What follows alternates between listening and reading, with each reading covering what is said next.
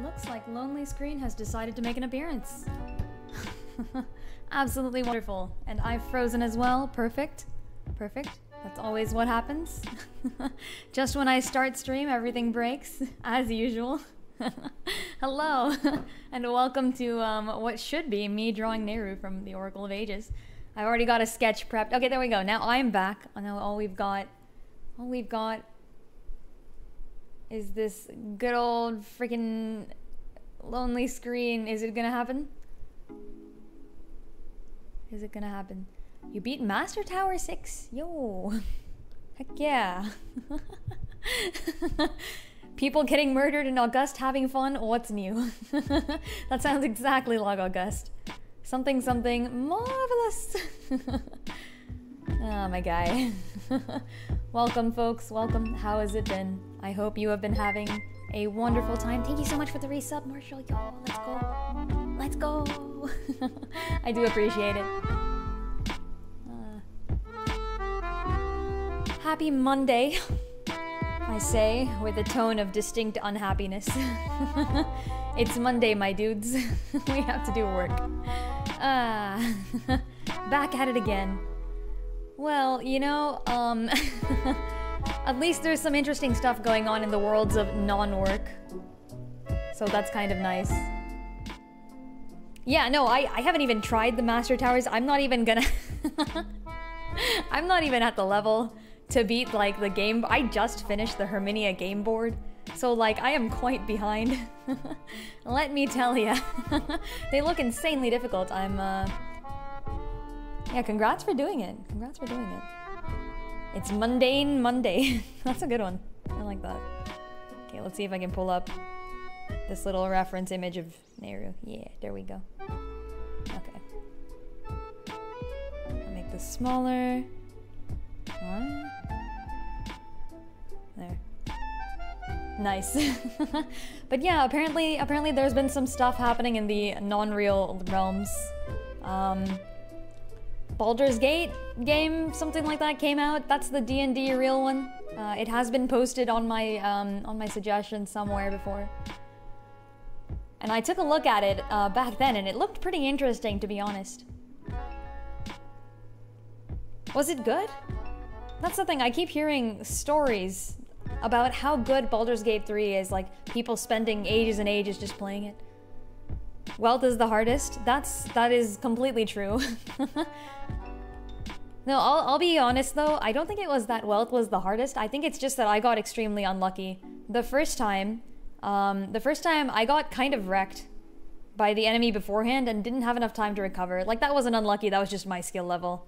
And then the second time, I rolled minus all SP on the wealth board right before Herminia.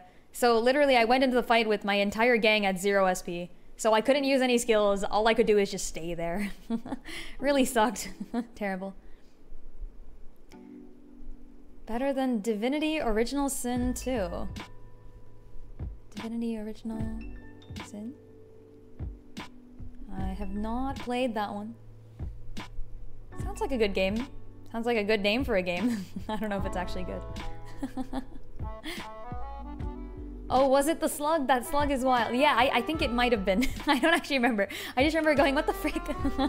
This thing is so hard to beat. I think it was the slug, yes. It's the one that guards the checkpoint right before Herminia, and I got destroyed by it. So the second time around, you know, I was like, alright, I'm not chancing that stupid-ass slug again, so I went to the south corner or something like that, and then in the south corner I hit the, minus all SP square. So Herminia wrecked me because I literally I couldn't heal, I couldn't do anything to protect myself. Yeah. I've heard that Baldur's Gate is basically just D&D the game, which is actually kind of great. I'm curious though, like, what's the appeal of having D&D but in a video game? Because in D&D you have more choices because it's, you know, it's being made up on the spot and stuff. I guess people want to see cool graphics. Does it have cool graphics? It must be the cool graphics.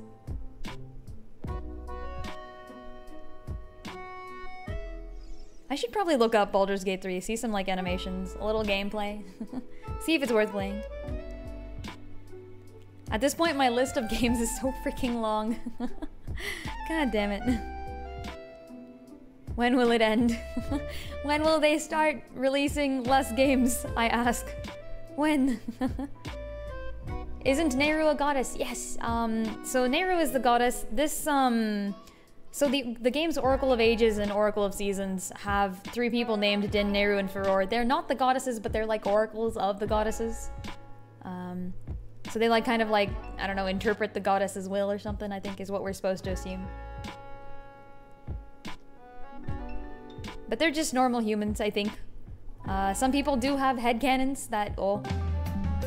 Look, it's a wild dust. Okay, let me let me head off and we'll pick up this call from Dust. Give me a second, folks.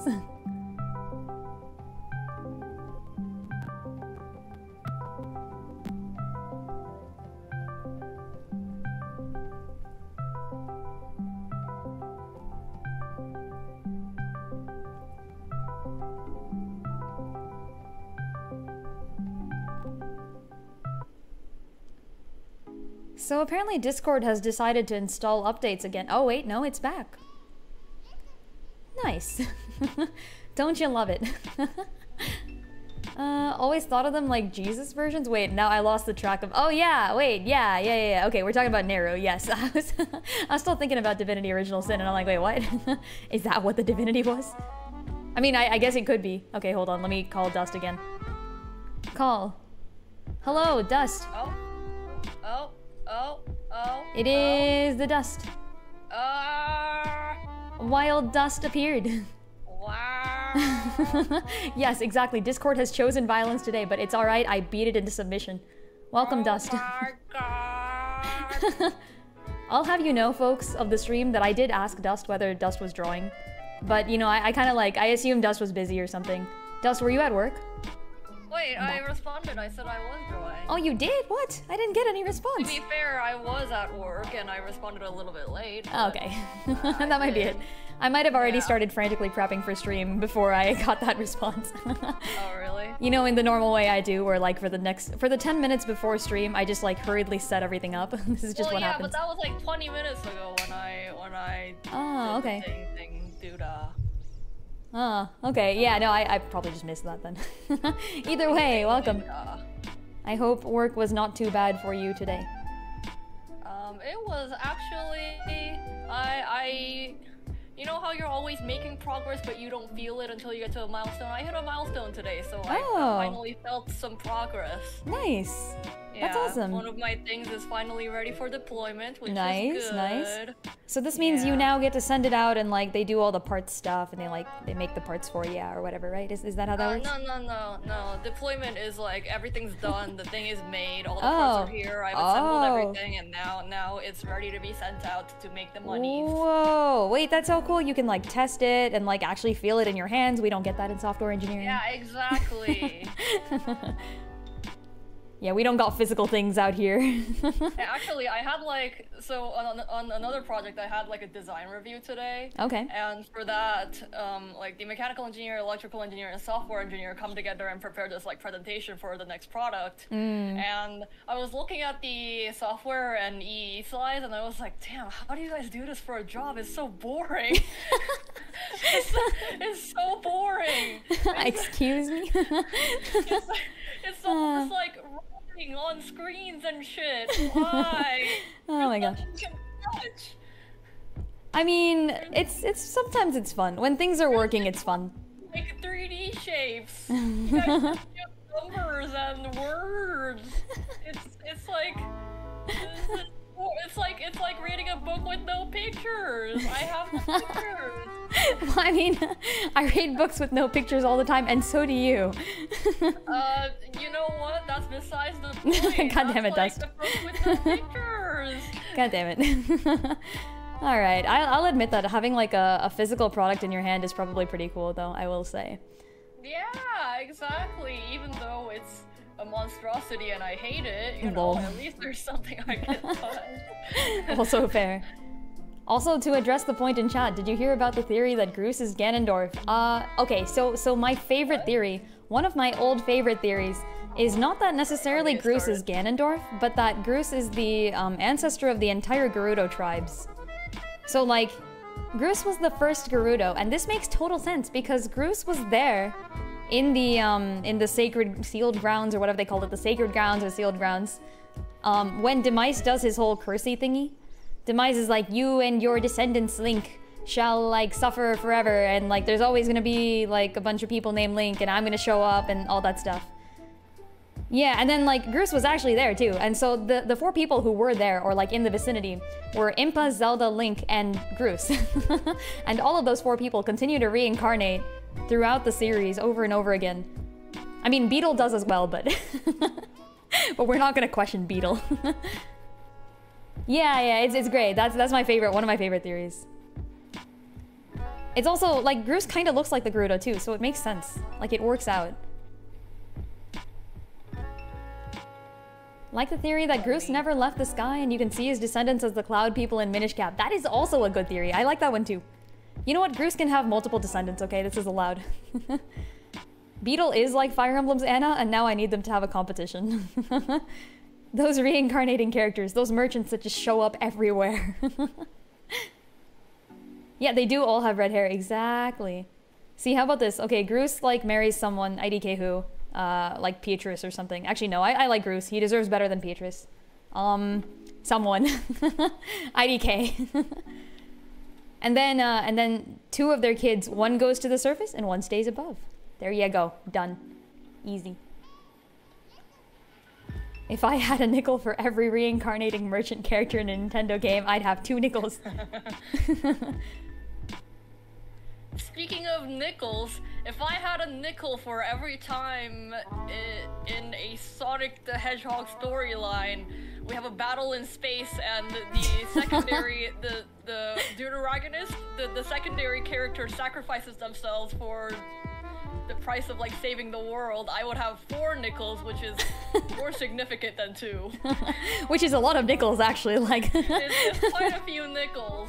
As you can guess, Lynn, it happened. I beat Sonic Frontiers, since you're nice. Probably never gonna play it, yeah. No, I actually... I saw the ending. Oh, you did? Yeah, yeah, so the one thing I know is that I know the ending. So this is the one thing I know.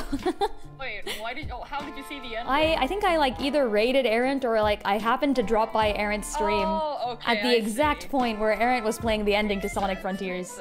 Yeah. Yeah, so it happened. So there's Shadow the Hedgehog from Shadow the Hedgehog, and also the first season of Sonic X. Okay. There's Cosmo from the second season of Sonic X, second season being so bad that I don't know how I watched it, but that finale was actually, like, pretty emotional. Okay. Cosmo, who sacrificed herself to save the universe or whatever. And then there's, I think, Chip or Light Gaia, spoilers, sorry, from Sonic Unleashed. I'm not gonna... and now Sage from Sonic Frontiers. So that's 4 whole nickels, 5 if you count the 2 instances of Shadow the Hedgehog, which keeps happening. Yeah, I will say, sacrificing characters off is probably a good way to end a series most of the time. But, like, also, they never really die. Like, Shadow always comes back, right? Yeah, true, Shadow always comes back with his memory True. Sage is confirmed to have come back in a bonus cutscene. Yeah, I saw that one too, actually. Yeah, yes. Dr. Eggman revives her. See, that I was immediately like, this is my favorite character. Like, any Sonic character, Sage is just immediately right at the top of the list. Yeah, Sage is great. And Eggman does, like, canonically call her his girl, like his daughter. So, which is amazing. And it's when so the ending cute. credits roll, it's a song from Sage to Dr. Eggman. Like, what the fuck? It's so cute. I loved it. So, to your question, Aaron T, what am I drawing today? I'm drawing what I thought I would never draw, which is Dr. Eggman fan art. I'm gonna draw Eggman and Sage. Hey. Yeah. That's good. I mean, That's to good. be fair, Dr. Eggman does deserve fan art, but also I never thought I would. It's just. He hasn't until he decided to create and save the best character in the entire series, which is Sage. And just, like, become a strong, kind of motivational single father. Yeah, yeah. No, I'm okay with this. He does teach her many good things. Like, I'm straight up okay with this. See, I told you earlier that... So this is the one thing I knew about the Sonic franchise entirely. So when I saw this, I was like, they've Bowsered him. They straight up Bowser. They made him a good dad. Yeah, exactly. It's great. Marshall says, Eggman fan art dusk truly has fallen. And I think you meant dust. Oh yeah, you corrected later. Dust, yeah. Dust truly has fallen. Eggman fan art! Dude. He deserves it. He deserves it. Back on it, Sonic Frontiers, the main story of Sonic Frontiers is about Eggman and Sage, which I love. That's like, so good. It's about time we had a Dr. Eggman-centric story, and they did it so well. It's and amazing. He's a father now. Like, what the fuck? Now the question is, will they bring Sage back for future installments of the series? So there is word that Sage is gonna be a playable character in some DLC content. Ooh, okay. Playable Sage. That's fun. And Sega has kind of like dropped hints that she might be coming back in maybe future games, maybe future like content, who knows. But yeah, it turns out when I was looking up reference images for Sage the last week when I was drawing, the picture that I commented on being really cute, the Dr. Eggman coding some shoes for Sage, that picture was actually official Sega like Sonic News Network art, so that's cute. So yeah, it was apparently like tweeted by Sega, I think, and yeah, it alludes to like Sage very much being around and Eggman still working with her. So the sacrifice happened, but I guess, you know, she lives, which is great. Yeah. Yeah, 4 nickels. That's almost enough for 1 Chaos Gumball from the candy machine. Yeah, Mask. now I'm imagining that in the Sonic. I think Sonic would enjoy that. I think that would fit right in. I think you know what you're doing here. I know. And this time they finally didn't rely on Shadow the Hedgehog. Oh, is that something that always happens? Like edgy character, you know, like Sage is not an edgy villain for once. Yay! And she's good. Like, not edgy and a good character. Like, please give us more. We haven't had one since Rouge the Bat. That's why I love Rouge so much. Okay, hold on. Rouge is kind of edgy though. You have to admit. She is not. A little, a good amount actually. Well, she's only as edgy as like she is. Edgy when like Shadow's around, maybe? How is Rouge edgy to you? Cause like there's like the sarcastic I only work alone type of like deal mentality. No. No, it's definitely not. I only work. Rouge is not edgy. I think, I don't know much about her personality. Yeah, I must be. She's definitely not in the edgy camp. I see. Okay, I wouldn't know. So you know what? Fair enough. Yeah, it's just like they managed to make a good anti-hero and also at the same time a good anti-hero? Dr. Eggman family. In my Sonic game? I know. Heavens no. I know. Love how frilly Jesus Nayru is. That's great. At the end we got used to it. Oh man. Yeah, that's actually kind of fair. I like the if I had a nickel for every iconic video game villain that turned out to be a good dad, I'd have 2 nickels. I need more nickels. Wait, okay, hold on. Definitely more good we can probably come up with more, can't we? Yeah, hold on. What are good like video game dads? So surprisingly enough, in that camp, Ganondorf has never been a dad or a good dad, like at all. Like he's just straight up never been a good guy, and I'm kind of sad about that. Like back before Breath of the Wild, never had a child. Has he been a father? No, not only has he never had a child, he's also just never been like anywhere close to showing signs of good. Literally the only game in which Ganondorf shows like anything near approaching goodness is Super Smash Bros. Brawl in Subspace Emissary, where like in the final tiny bit, Ganon's like, all right, I guess I'll work with the good guys. Like, I guess we have a bigger villain to fight, like whatever. But like, no, straight up, Ganon just does not like, and it's kind of sad. Like before Breath of the Wild, there was a prominent fan theory that Ganondorf would like be Link's mentor or like teacher or something. And then like something would possess him and like snap him.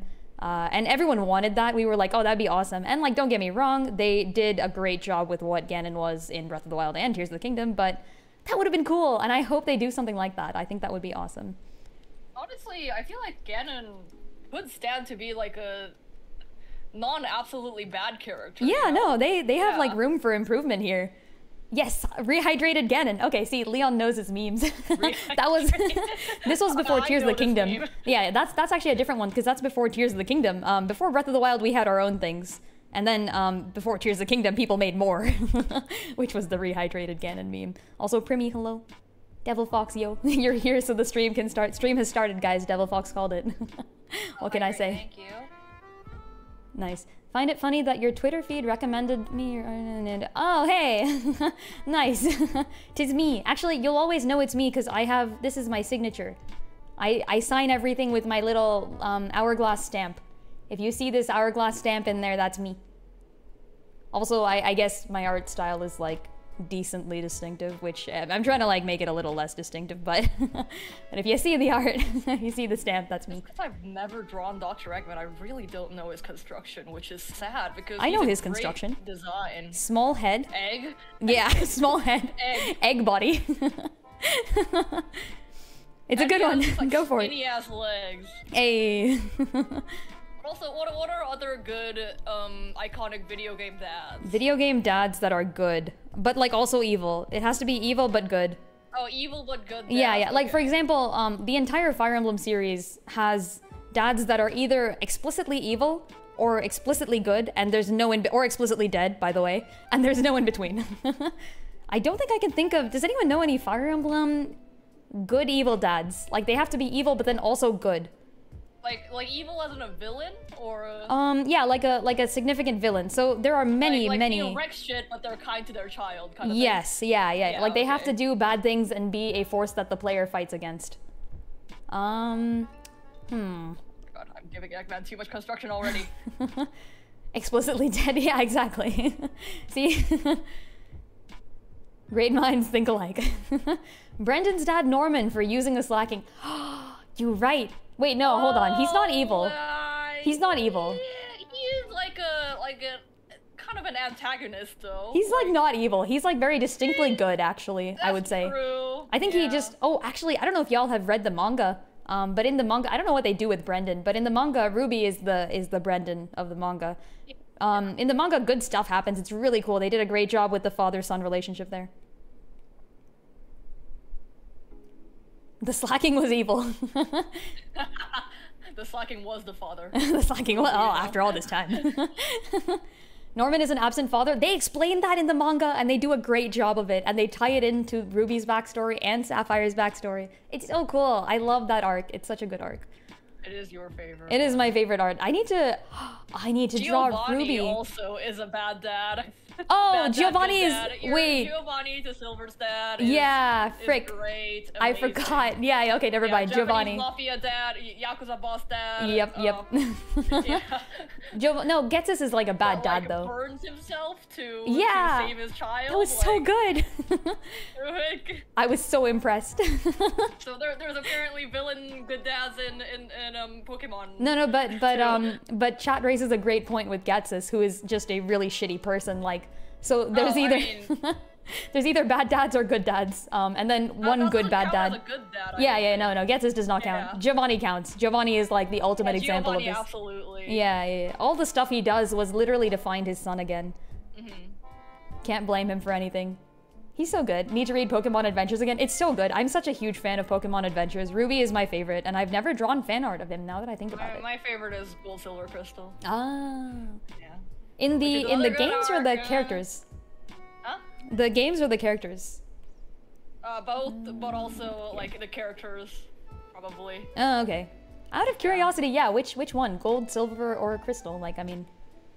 Oh, like out of the 3 characters? Yeah, out of the characters. Oh man. Like, I've always been partial to Ruby, like, even though I love Sapphire. Ways, yeah, they're great. I agree. Let's do background. Yeah. I will say, Crystal could stand to be Crystal? stronger, just as like. Really? I don't know. I thought Crystal was decently like, strong. I know she's very strong as a character. Yeah. But she feels more artificial than Gold and Silver. To me. Fair. I see. The thing is, I'm a fan. She works on gimmicks. That's true. I'm a fan of Emerald, see, because I love Ruby, Sapphire, and Emerald. Okay, and Crystal has a direct tie to Emerald, so I have a fondness. Okay. Just by, like, sheer coincidence, I have a fondness for Crystal over Gold and Silver, maybe even. Are we talking about the games? We're talking about both the games and the Pokemon comics. Adventures manga, yeah. So when I refer to the person Ruby, I'm talking about the male protagonist of Pokemon, as in, like, they have separate stories in the manga, like the guy and the girl. They do different things. Yeah, which is like very much inspired by the storyline of the games, but Yeah, they take so many great liberties. It fleshes out the story a lot. Yeah, no, they do an amazing job with it. It's equivalent to what they did with the Four Swords manga, if anyone knows that. Oh yeah, kind of, yeah. Yeah, where like it's based on the games, but like they gave everyone a character and like a really good backstory and plot, etc., etc. So I can appreciate that Crystal learned to kick Pokeballs after she broke both her arms. That's cool. Yeah, I agree. She works on a gimmick, which is kicking Pokeballs. That's so cool, though. That's so cool. Come on. It is pretty badass when she like binds her arms. Yeah. And just, like fucking soccer kicks. She just smashes her Pokeball. That's awesome. Come on. They all have roles, don't they? I forgot what their roles are. I don't remember.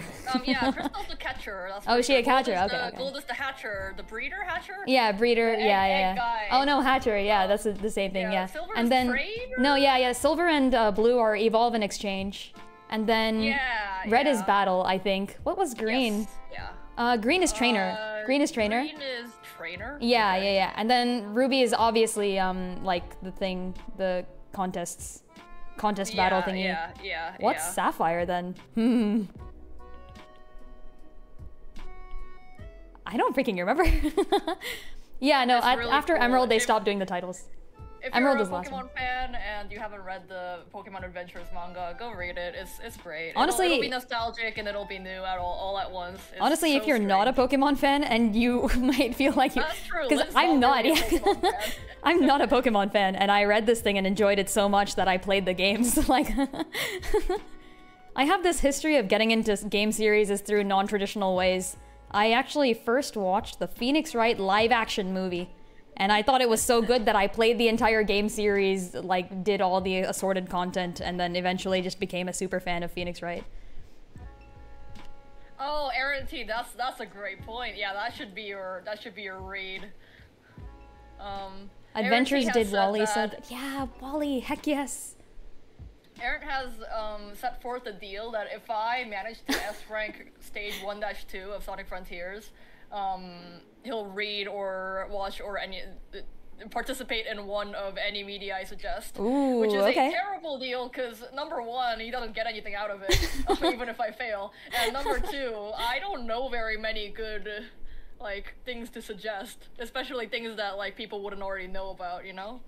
I mean, Pokemon Adventures is a good one, you gotta admit. It is a good one, yeah, exactly. So that's why I'm saying. Yeah, like, I agree. It's probably gonna be the one.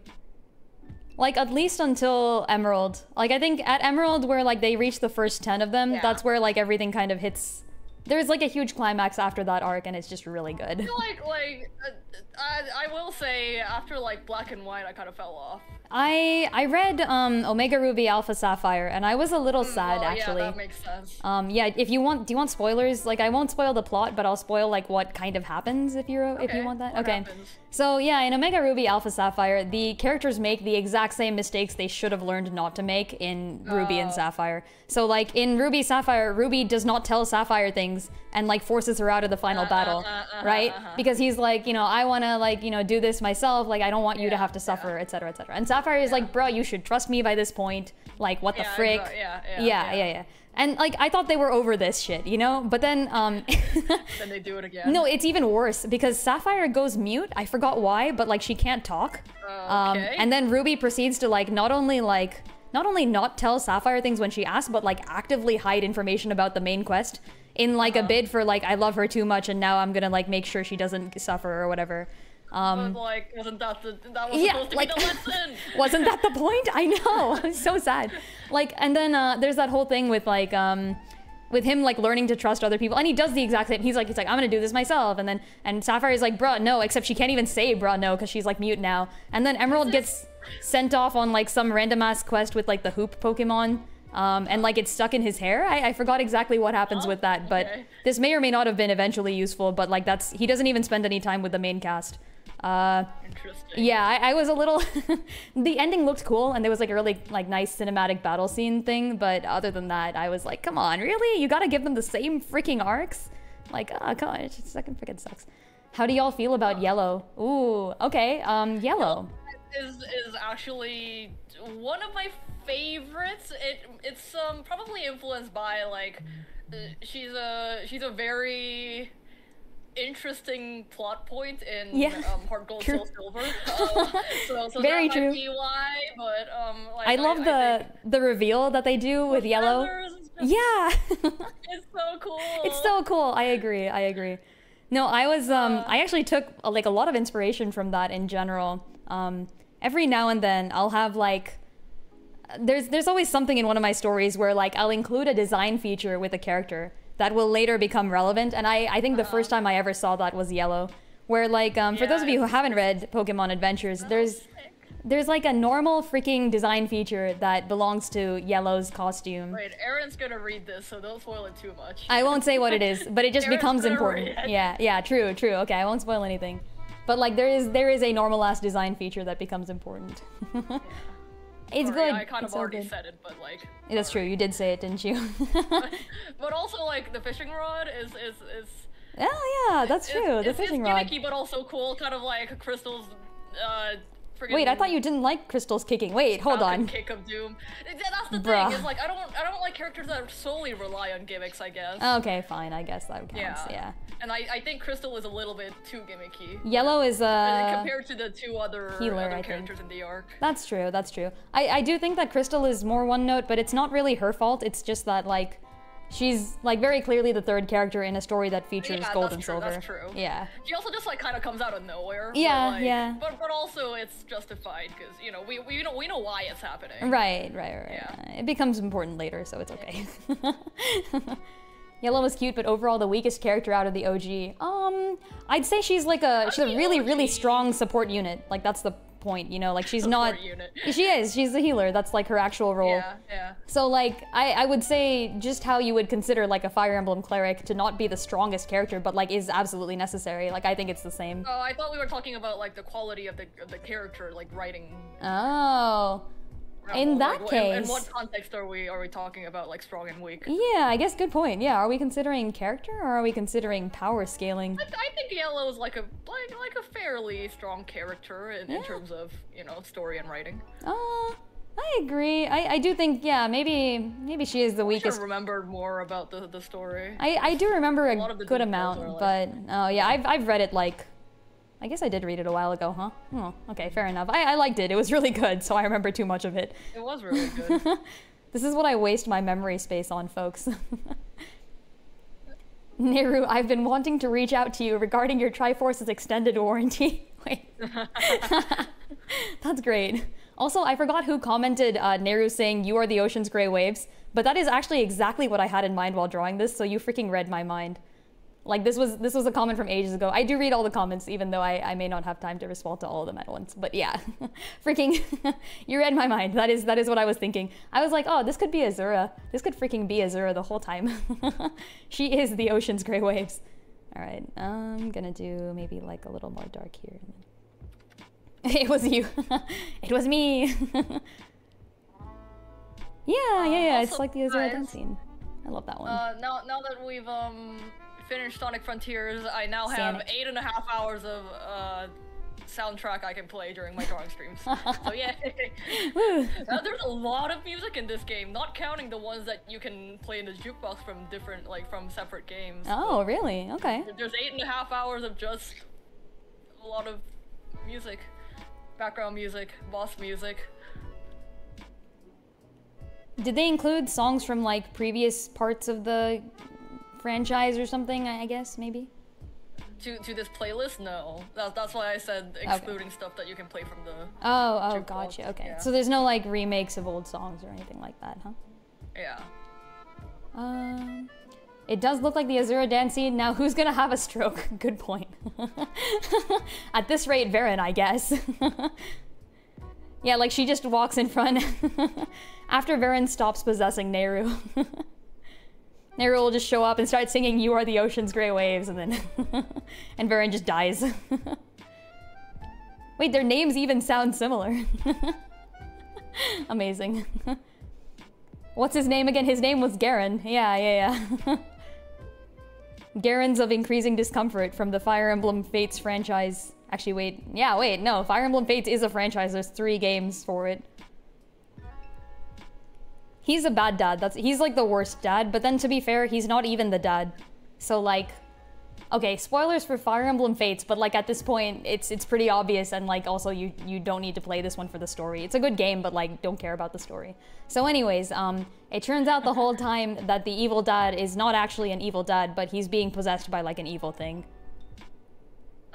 So like, can we even call him a bad dad? If he used to be good? Like apparently he was actually a good person before, and then, cause Xandra says he was good, and Xandra's the oldest sibling, so he would know. You play the game for the child dimension. Ah, you mean the baby microwave. Don't forget, kids. Don't forget, kids. If you want to have children during a war, don't forget to yeet your children into a microwave before starting off on your next battle. That way they can grow up like with trauma just like you did. Yay. Ain't that brilliant? Yeah, exactly. If I had a nickel for every time someone was possessed by the real villain in a Nintendo game. That's just every Nintendo game. Then you have so many nickels. You could pay Nintendo to make another game with. With the amount of children that Engage gives you, you're thinking about raising a child army. Wait, Engage gives you a lot of children? Nah. Engage only has Jean and Anna, right? Oh, I guess Hortensia. Okay, Jean, Anna, Hortensia. That's it, right? No? Is there more? Child armies. Child soldiers. If you want child soldiers in your video games, I recommend Fire Emblem 6. The main protagonist is 15, and he's leading his army. His girlfriend is also 15. There's the twins who are 13, and their friend who is also 13. That's Small Thief, who's also 13. I feel like Clarine is like at least... like probably like 15 or less. Sue is also 15 or less. So there you go. There's a whole bunch of child soldiers. All of the lords are kind of kid-like. Chrom is like a very specific adult. Chrom is like 20 plus for sure. Chrom is like 24, right? Maybe? Like he's like 2 years, he gets married. Oh, you mean Engage? Are they? Ivy's definitely 20 plus, right? Like Hortensia might be 14 or something, but Ivy's like old. Maybe. Maybe not though. Oh, Fram and Clan. I forgot they existed because I benched them so hard. I tossed them straight to the back of my army and never picked them up. That's true, they are child soldiers. Alfred comes across as... Isn't Alfred the older brother? Isn't Celine younger than Alfred?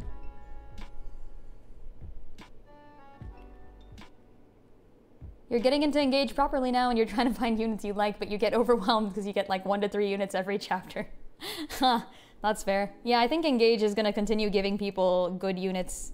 So even if you screw your units up, I guess you'll be fine, question mark? I don't know.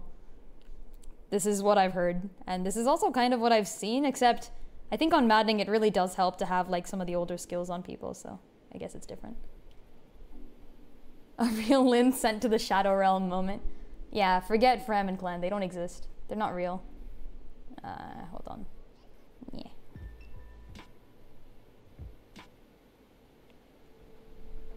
Also, the music has stopped. Don't let the music stop. I have put it back. Nice. There we go. Oh, it's so loud.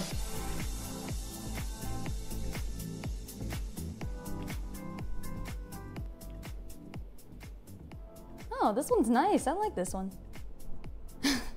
When the jazz music stops playing. When the jazz music plays a little too loud.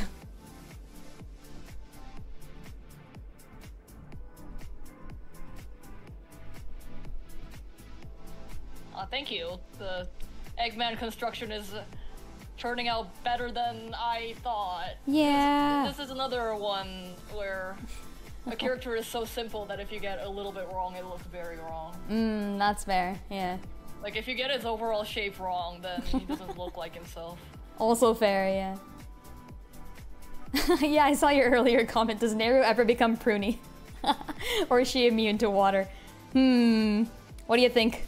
What's Nayru's water resistance coefficient?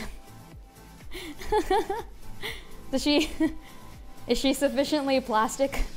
Can she resist water? I'm gonna say that based on having like water powers, like does Katara ever become pruny? You know, in like Last Airbender? If Katara stays in water too long, does she like... Oh. Yeah, like do her fingers wrinkle up, you know? They gotta, cause you still got the same anatomy, you just have power. Well, like, yeah, but like what if you waterbend the water away or something? Oh, I guess, if you spent the effort to do that. Yeah, well, then in that case. Yeah, exactly, she could just unwrinkle them with bending. Like, I would assume that if you can bloodbend and shit, you can definitely bend water into your skin. I mean, she does sweat bend, so like... Yeah, this is true. Waterbend the water away, exactly. These are real questions that I hope the live-action show tackles. Yeah, exactly. They're gonna go through the effort, they're gonna be like, alright folks, this is what you really wanted to know. Oh yeah, I forgot they're doing a live-action show for Last Airbender. I guess they are, aren't they? Is it gonna be better than the other live-action? I mean, probably not. I mean, it's like a Netflix... No? Isn't it like a Netflix thing and the creators cited, like, differences and left already? Oh, really? Yeah, they did. I haven't been keeping up. Oh, this was like a while ago. Like years ago or something. Are they even still doing that? Like, it's been years. Probably, if it's gonna make money. You've got a point. Like, people will watch it just to see how terrible it is, even if it is terrible. That's actually very true. Yeah, now that I think about it, people will watch it, even if it's terrible. Wait, they filmed it already? I did not know that. Oh, really? Yeah, I had no idea.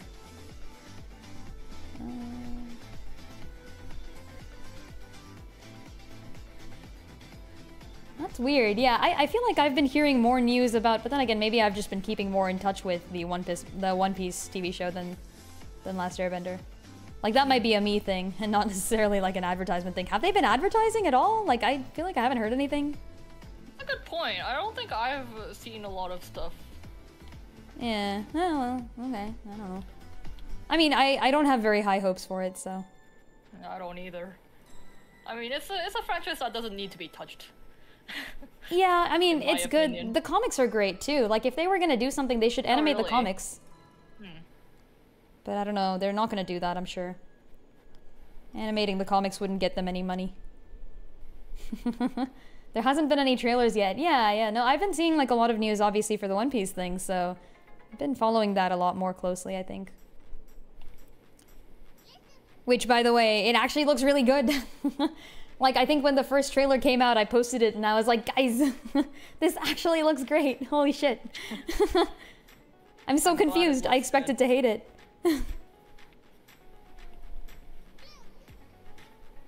I think the difference is that the original creator is very involved with the One Piece Netflix TV show. Like, they're asking him for things, they're like making sure he's approving of the changes they're making, etc., etc. That'll do it. That'll definitely do it. I think it's really nice that they're doing that too. Like, they literally had the actor playing Luffy go meet with the voice actor who plays Luffy, like the Japanese voice actor, the original. And like, you know, she's kind of like, she like passed on the torch. There's like a really nice scene where someone gives Luffy the straw hat that he's known for in the manga. And they recreated that with the voice actor who plays Luffy, like putting the straw hat on the head. Yeah. It was adorable. I love it. Yeah, I'm actually kind of excited. I think they're gonna do, at least, if not like an amazing job, it's gonna be like a project filled with heart. Like the characters, the gang seems like they're all interested in the stuff they're making. Many of them, I think most of them have read One Piece, so they like know what they're doing. At least 2 of them are like huge fans of One Piece already. Like 2 of the 5 cast members. So that's great. That is good news, yeah. Yeah. The original creators of Avatar have started their own studio and have movies and shows in the works. I did not know that. Oh. Are they good movies and shows? Wait, is this like the Dragon Prince stuff? Like, oh, that was the Avatar people? What, Huh? I'm pretty sure some of the people behind that are the same people from Avatar. I know some of the voice actors are carried over. Oh, okay. Yeah, I did not know that. Sokka's voice actor, I think. Oh, yeah. Okay, I did hear the Sokka to Callum, right? That's his name? Yeah, it's like the style of the show itself is very similar too, isn't it? I would not. Okay, so actually, I was just talking with Ari about this on our trip. Oh, really? Yeah, on our trip to Rito Village, Ari and I spent like a good number of hours discussing Dragon Prince. Okay. So. Oh wait, have you watched it? Yes, I've watched the first like 3 seasons or whatever of Dragon Prince. Are there more? I think there are more now. I don't. Okay. There are more. There are more. I remember this actually. So maybe I haven't watched 3 seasons. I watched up until the main antagonist is very quickly introduced. Like the main antagonist says yeah. one word. That's where I stopped. And then I think Ari explained what I had missed from the next newest season. And my main problem with Dragon Prince is that the whole point of Dragon Prince is that there's like dark magic and there's like light magic, like elemental magic. Oh wait, you know what? We have had this discussion. Oh, we have. Yes. Yeah, Okay. Good. Yeah, we have. Perfect. Yeah. To recap, No. to recap very quickly then. I don't like the fact that everyone is so against dark magic because dark magic is straight up beneficial. Like, the main characters are like, no, we're not going to use dark magic because it means you must sacrifice other creatures in order to, like, create magic. And, like, elemental magic, you Like, just feel the flow of the air. Yeah. Brother back his ability to walk, like. Like, yes, I definitely would. Heck, like, people kill deer and then eat them. Like, this is no different. Like, so I'm so confused. Like, I feel like Dragon Prince is great in its like philosophy, but it's a little naive. Like, it's not even naive. It gets to the point where you're like, why is everyone not using dark magic? Like, holy shit. Like, Claudia, one of the main antagonists, I guess, she's not really main enough for this to be a spoiler. Antagonist. She's an antagonist, isn't she? Okay, yeah. I guess by one guess, point. Yeah. Anyways, she's right, okay? Like, she's correct. Like, I straight up supported her over the entire main cast because I was like, why is everyone so pissed that she sacrificed a deer to bring back her brother's ability to walk? Like Dust said, yeah, like, what the frick? That's a wonderful trade. Dude.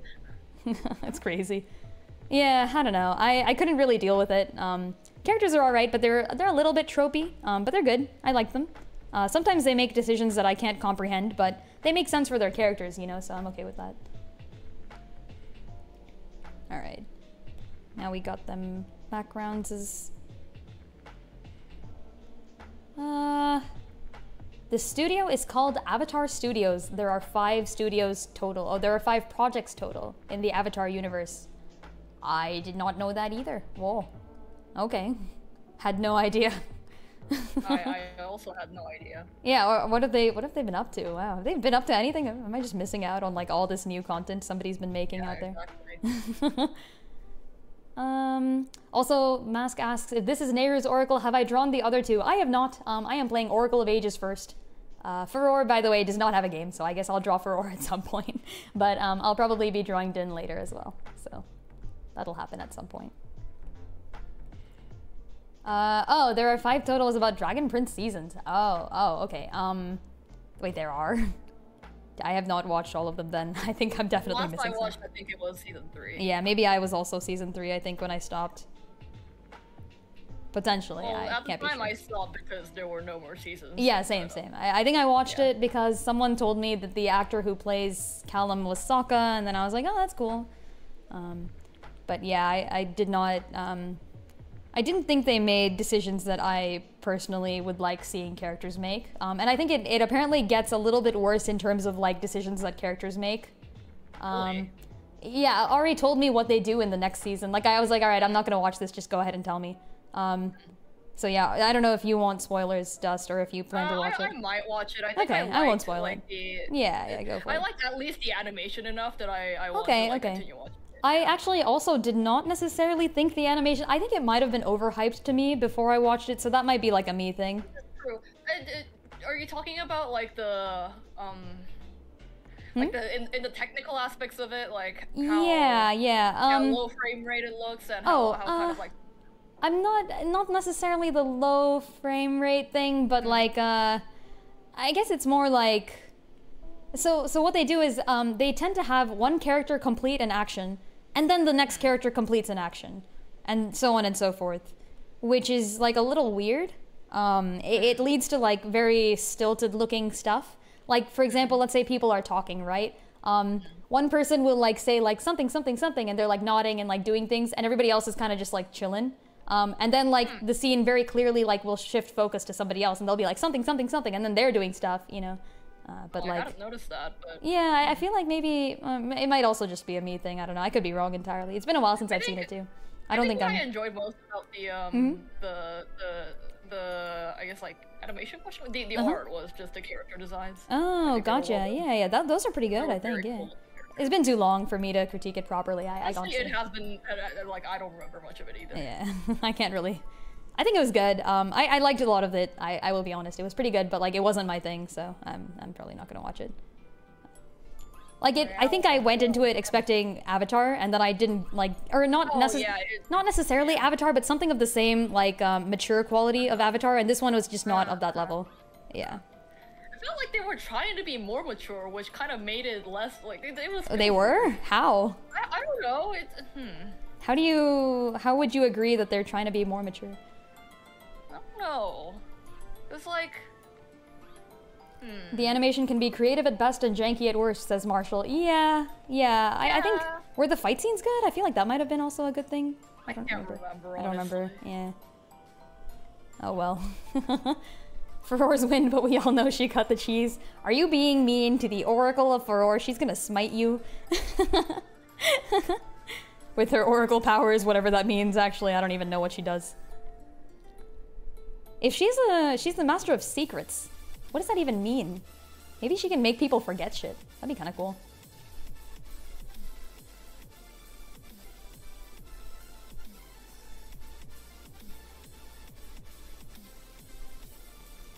Who is the Master of Secrets? Furor.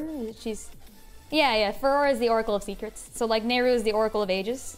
And Din is the Oracle of Seasons. She got all the juicy gossip. You're right, actually. No, I was actually stunned that she's in the game. I did not expect to see Furor the Oracle in either Oracle of Ages or Oracle of Secrets. I was told that she didn't get a game, which this is true. She did not get a game to herself. She was supposed to. There were supposed to be 3 games, and then they like couldn't make all 3 of them, which is fair because like you know these are probably pretty difficult to make.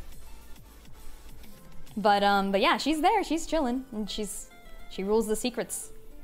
She's got them secrets. She knows all things. All things are under her knowledge. Which is weird because, like, you would think that secrets would be something related more to the goddess of wisdom, which is Nayru, and not Furor. So, I don't know. I guess secrets relate more to humankind, and Furor, like, created humans and Hylians and all the other races. So there you go. Creation myths do make sense. In this world, at least. In Hyrule.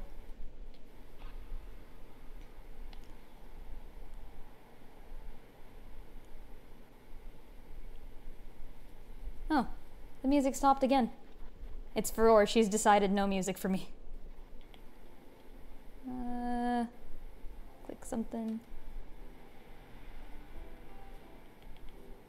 I clicked something.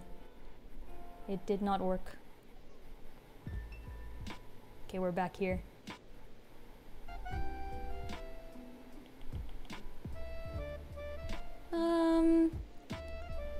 Frick it. Hold on. There.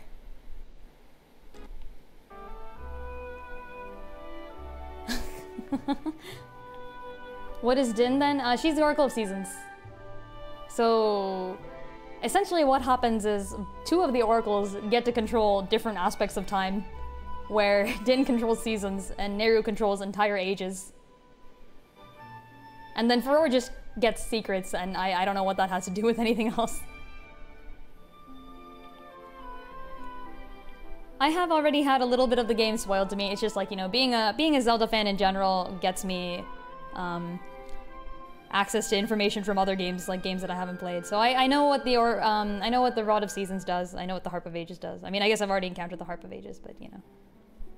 She can just blackmail people. Easy. Someone getting in your way, blackmail. Secrets are truths woven throughout time itself. I like that. I like that. The progression of a secret, or the progression of knowledge over time is a secret. That's true. There you go. Everybody controls time. It's time To tip the scales. to tip the scales. Exactly. Justice heard me say this too much.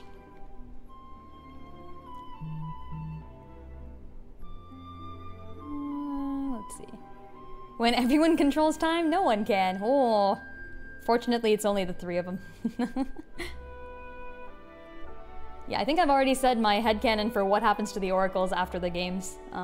This doesn't spoil anything about the games, so I like to think that the oracles, I don't even know if they live through their games, but if they do live, which seems likely because it's a Zelda game and they don't tend to kill people off on screen or anything.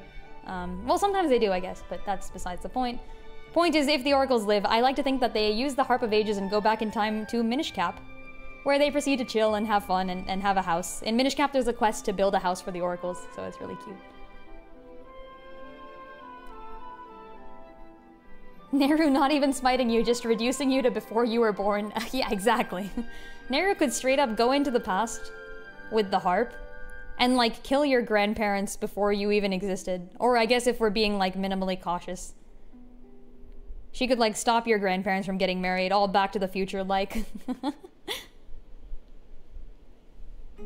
Time is a man-made concept, therefore we all control it. Time is a construct of human perception. Exactly. It's as I've always said. Anyone can control time, but not too many people can control it skillfully. That's the real point. Queen Rutil, isn't that the Zora queen who dies in Twilight Princess? Wait, I'm confused. Why is she relevant? Was she relevant somewhere? Did I miss something?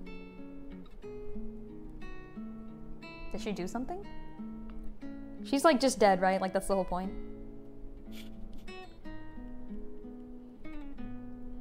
I mean, don't get me wrong, it was a nice scene, but...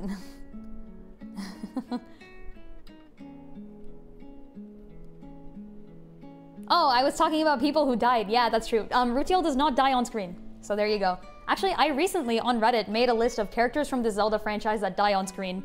And let's see if I can remember the list. So it's, okay, I guess major spoilers for, like, a whole bunch of Zelda games. You know what? Okay, I won't spoil it. There's one character in Wind Waker.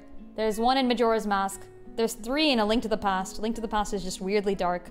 Nobody in Twilight Princess dies on screen, actually, so despite being one of the darker games, it's like no one dies on screen. People die off screen, but not on. 2 in Tears of the Kingdom, I guess. 1 in Breath of the Wild. Like, this is not a spoiler. Link dies in Breath of the Wild, folks. And he dies on screen, too. And surprisingly enough, 2 in Spirit Tracks, which ties Spirit Tracks in 2nd place for one of the darkest Zelda games. I don't think number of people dying on screen is proportional to darkness of game in this franchise. I agree. I think it's the psychological horror that gets you, really.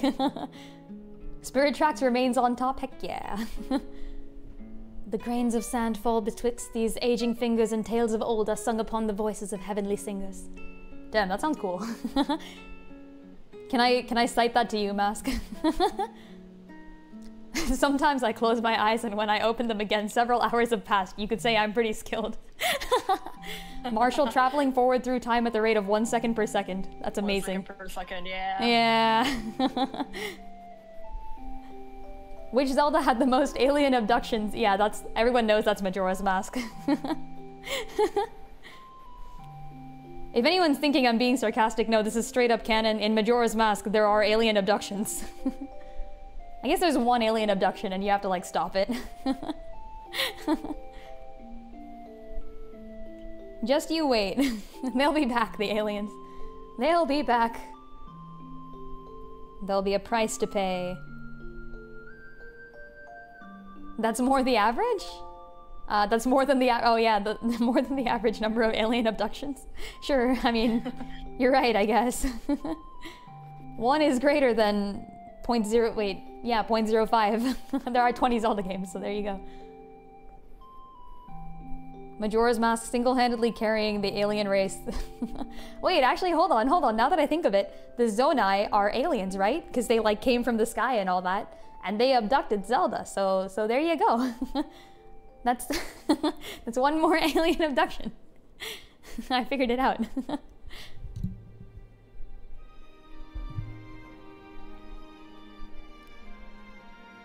Yeah, I also Did spent... have really pretty music. Nothing, I'm just listening to the music. Is it in Sonic? Yeah. Ayy. Zelda abducted herself? I guess that's true. Yeah. Does it count if you abduct yourself to the aliens? Does that still count as an alien abduction? Like, there's abduction happening, you know? So that works. That's alien submission. Alien... Alien surrender. The aliens can have me, frick it. Hashtag take me to your leader, but it's you talking to the aliens and not the other way around. This is like completely unrelated, but like apparently a disproportionate number of astronauts are from the state of Ohio because the state makes you want to leave the planet. I love that. That's great. So that will be an alien submission. You're right. Like, heck, let me out of here. Let me know. Let you know if you want to be alien abducted or if you meet any aliens? Like if you're from the state of Ohio. Oh. That's true, yeah. Let Dust know if you're from the state of Ohio. She'll take you up on the rocket ship. Exactly. I hope. It's underway. Silly, Ohio doesn't exist, says Leon. That's right, it doesn't, because aliens wiped it off the face of the earth, right? I know what you're up to. Memories are fickle things. I'm sure Furor would tell you that too. Zelda locked herself in her room in Skyward Sword. She really just said, let me just sleep in this crystal. Exactly. No, see, I think there's been a, if I had a nickel, if I had a nickel for every time a Zelda slept for like a long number of centuries, I would have 3 nickels, which is like a lot considering that there's not even that many Zeldas really. Like there's like less than 20 Zeldas, somewhere around like the 14 or 15 range probably if I were to count them out. Maybe a little less than that even. And like 3 of them, 3 of them just go the frick to sleep. Also, I want people to know this is Groos's theme, so you know that's relevant to the beginning of today's discussion.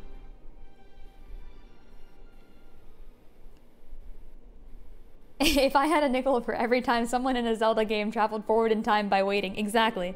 If I had a nickel for every time someone in a Zelda game traveled forward in time for 1 second per second, I'd have at least 4 nickels, because that counts all 3 of the Zeldas who slept, plus Ocarina of Time Link, who literally does that, which confused me as a kid playing the game. Actually, I didn't even play it as a kid. I played it as like a decent, like maybe even adult. And I was like, he's not time traveling. he's just waiting. And then he goes back to the past, but like he's still straight up just waiting. There is some wisdom to be gained there. I mean, you know, for like, just waiting? Waiting is time travel. I don't know. Something. I mean, that's cheating. You can't. That's not how this works. You can't just wait. Like, he straight up picks the Master Sword, and the Master Sword does not travel him forward in time. It just knocks him out for 7 years. Like, Fi just comes out with a mallet and is like, go the frick to sleep.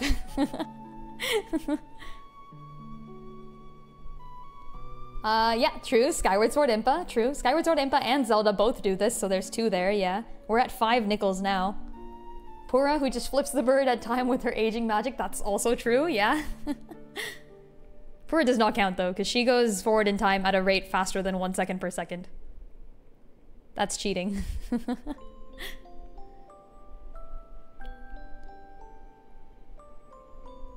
Master, it's nap time, says Fi. I may be a Master Sword, but I'm about to beat the shit out of this guy, I guess. I'm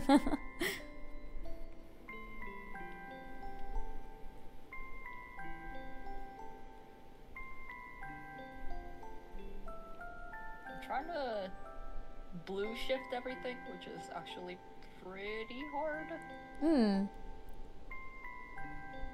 Just put like a blue layer over it, maybe? No, that's cheating. I mean, why? I'm trying to do the color thing. Oh. The color thing. The skin tone actually becomes gray if I blue shift everything, so yeah, that sounds about right. This song sounds so nostalgic. What is it? Good question. Let's find out.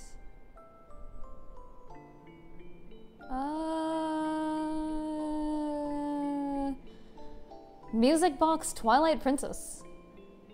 Oh. Music box. Music Box. I think it's just a Music Box remake of something from Twilight Princess. Maybe? Probably. Was there a Music Box in Twilight Princess? Heck if I know. I don't think so. I could see a Music Box being in there, you know. Posture check and a hydrate. Why, thank you, Shell. I'll do it. Let's go. Dr. Egg Botnik Man. Guess it's a jukebox of multiple things, maybe. Yeah. The song that I'm listening to is called Emotional and Calm Zelda Music to Relax, Sleep, and Study. No copyright music mix. So. No copyright? Zelda music? Yeah, I don't know. I guess they're like remakes, so they maybe avoid copyright, or the guy is just lying. Like, I don't know. I wouldn't put it past him. And the way my back just instantly straightened. Yeah, the problem is when I draw, I have to look downwards, so my posture is always bad. Oh, this is Fi's theme. Chat with weird stuff if you want to, but This is the best. you know, just know that I'm not always gonna react to it, and if it becomes inappropriate, then I'll, you know, get rid of it. Yeah, that's a good policy. Just use common sense. Yeah. If everyone's attention, I'm gonna give him attention for like 2 seconds. I love this theme so much. I love Fi so much. Fi is the best.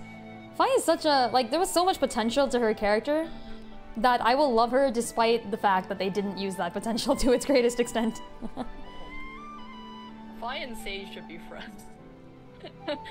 Fi and Sage should be friends. Oh my gosh. Weird robot construct thingy. Heck yeah. Hylia and Eggman discuss having robot children. No, that's an odd combination. That's a really odd combination. I love it. I've always loved the Fi Girahim thing. Yes, I kind of ship Fi and Girahim. Like, in an asexual way, I guess, because they're like swords. I mean, you know what? Okay, if you want to have your swords screw each other, go for it. But like... Yeah, you can have a posture check too. Oh boy. But like, I totally ship them. Such a tragic pairing. They should have brought Girahim back. Girahim was great. Girahim was one of the first villains in the Zelda series where I was like, damn, this man's actually kind of menacing in like the most fabulous way possible. Girahim is the guy that struts across the stage and then murders someone. Like, it's great. That's the kind of style I want in a villain.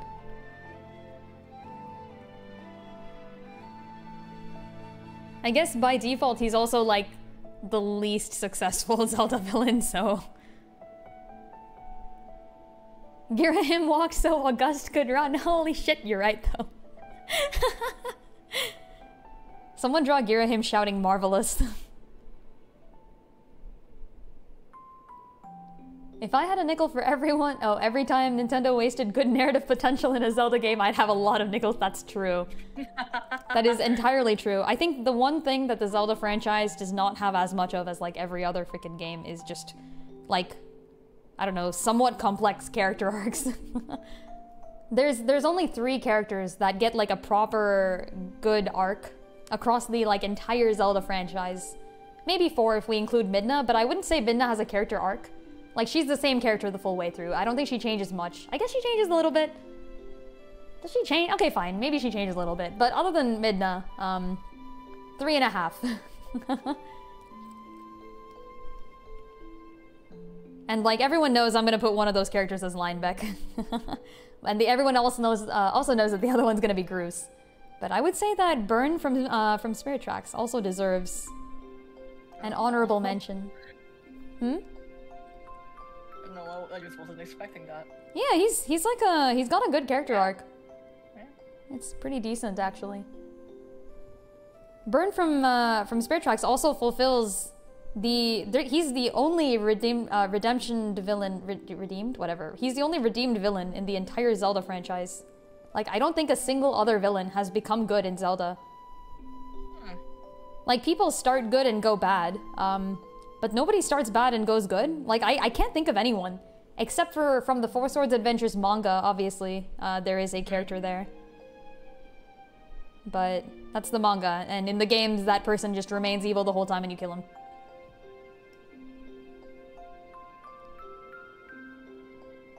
Not sure mainline Nintendo franchises are known for strong character development. You're completely correct. Hey, excuse me, Fire Emblem Hero... Wait, no. Fire Emblem... I meant to say Three Houses, but then I said Echoes, and then I also kind of was thinking Engage, but I meant Three Houses, okay? That's what I was gonna say. Yeah, no, Midna wasn't evil. I don't know if going from being bratty to being your friend counts as a character arc, but I guess it kinda does. Like, it's not like her character changes, it's just that her opinion of Link changes. Yep. Also great timing.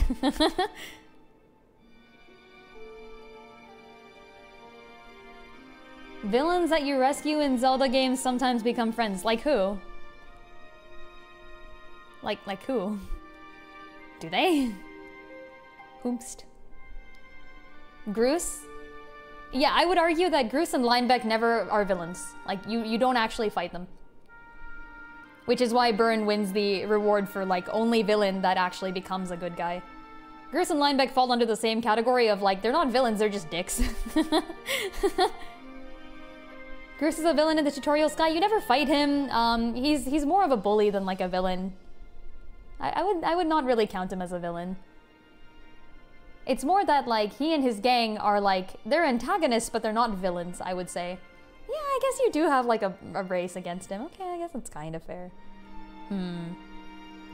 That's true.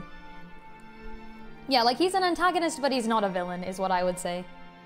If you're talking, like, antagonists that turn good, Groose counts.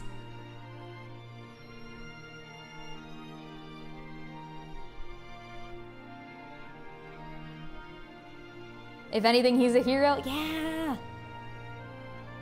Any villain who is actually evil never turns good. I would actually argue that Byrne was evil. For those of you who don't know, in the first 10 minutes of Spirit Tracks, Byrne freaking kills Zelda. Like, Zelda's dead. We did it. We did it, boys. Hyrule solved. It's great, because, like, you see this guy, he's menacing, he's tall, he's got an iron arm, and he just freaking murders Zelda and walks off with her corpse. And you're like, wait, why did this game just started?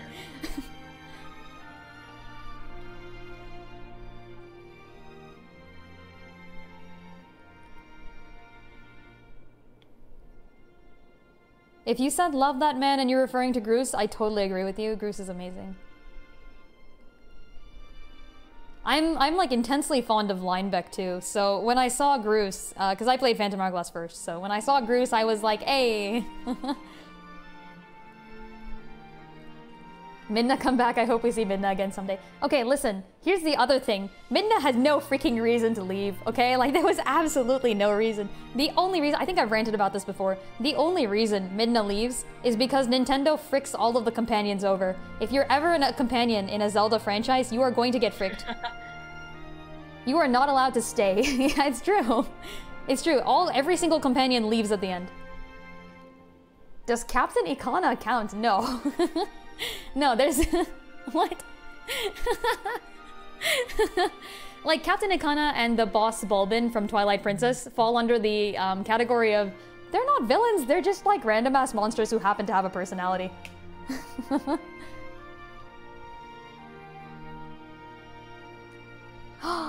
Hilda!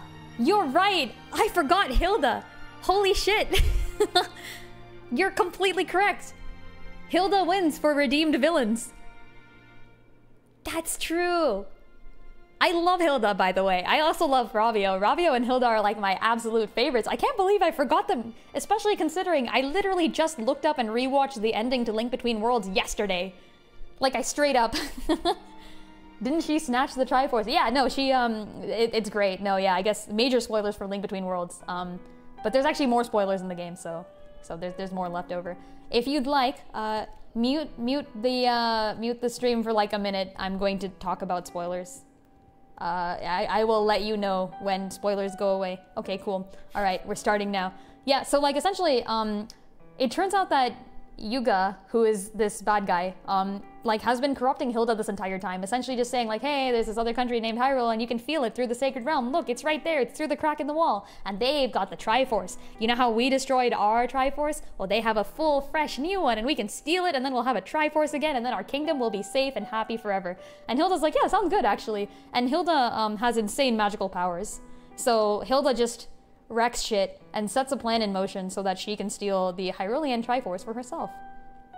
Now, the one problem is that a certain character has been watching and has noted all of this, and that certain character escapes to Hyrule, tells Link in a very roundabout fashion, and kind of starts the events of the game, obviously.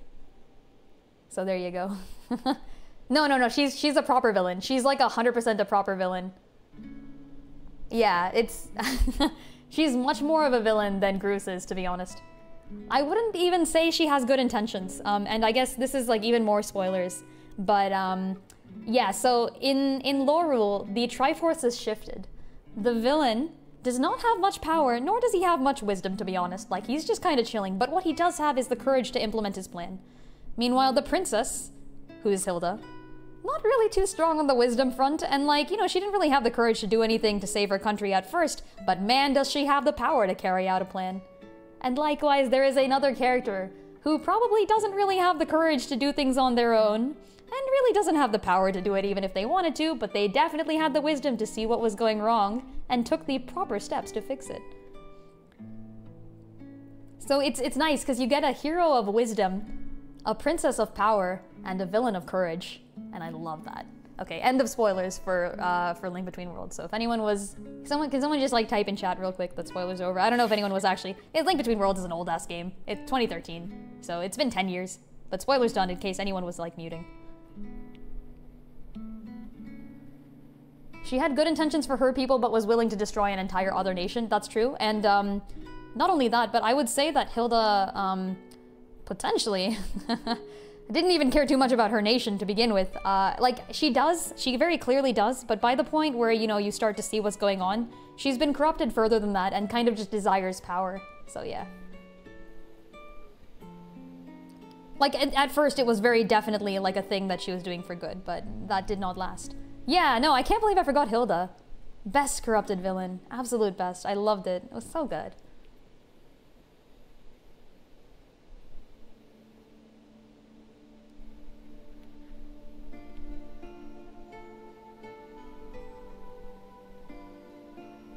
That's interesting. What a duo. Hilda and Burn.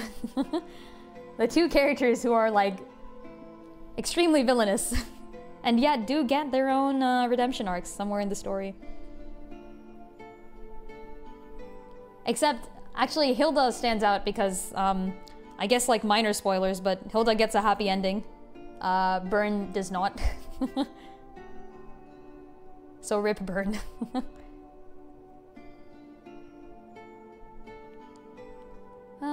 Don't know if it'll work, but maybe you could add a sunset behind Nayru if you want a more dynamic background. Yeah, I'm gonna be doing something with the back. Sunset's a great idea. I love it. Like sea break. I actually don't know what a sea break is, but that's a good idea. If I had a nickel for every time a black-haired Zelda villain redeemed themselves in the end, I'd have two. We're collecting so many nickels. We have so many nickels, yeah. We're gonna have to pay Nintendo to make a game, or Sega to make a game that fulfills all the categories.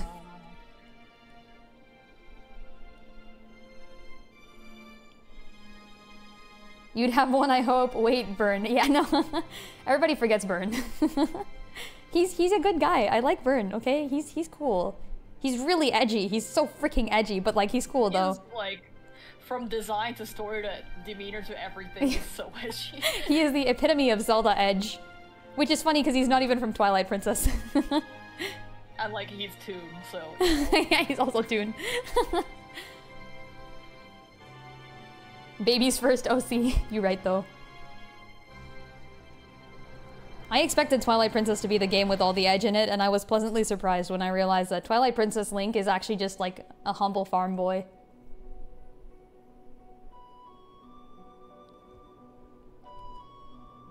He's so macho and then he got tiny legs. To be fair, literally everybody in the spirit world, or like not spirit world, but like Spirit Tracks world, and Phantom Hourglass and Wind Waker, like they all have that. Big body, tiny legs. Alright, let's mess with the background. What we gonna do? We can try one of those sunset things. That's a good idea. I like it.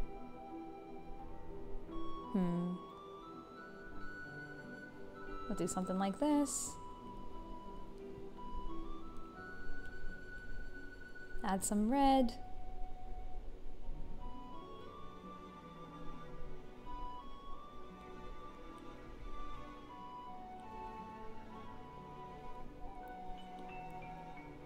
That's not red. Okay, I'll fix it.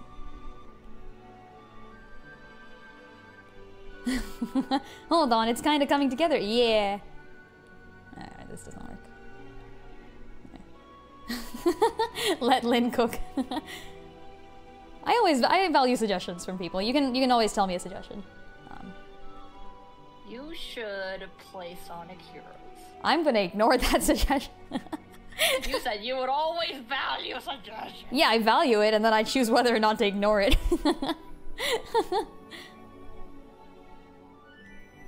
Alright, we're gonna do this. You should play Pokemon. I have played 2 Pokemon games. I have played Red and I have played Ruby. And I think that's probably all I'm gonna play. Like, I mean, are there other good Pokemon games? I don't know. I'm not. Your Cold Soul Silver is good. Other That's than that, true. I have nothing to recommend you. Fair. Play Pokemon Mystery Dungeon. Oh, Mystery Dungeon is also pretty. I've heard good things about that one. Yeah, that's true. Yeah, I guess that could work. Alright, hold on.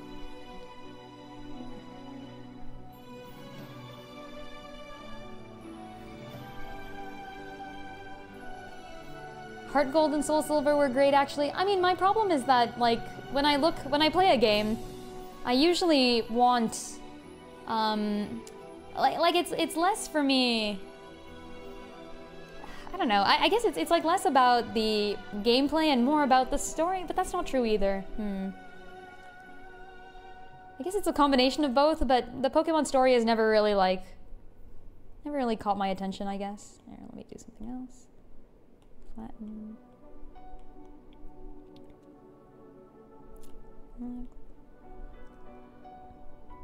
They recently remastered Mystery Dungeon on Switch. I did not know that. They did. Oh, huh. I didn't know. Dust, you've played Mystery Dungeon, right? No? I have, yeah. Was it good? It was fun. It was like it very much felt like a fun little game. Okay. Like, yeah, that's how I felt about it.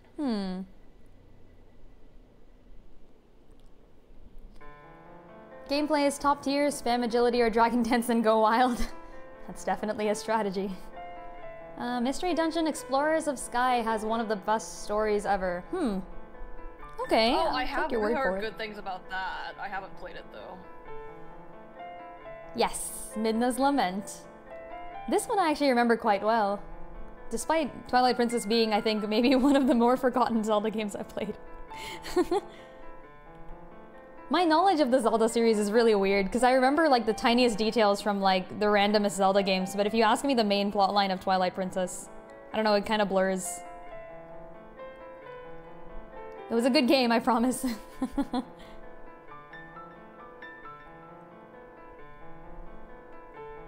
And I also know the tiniest details of this game, but, like, I don't remember the larger things.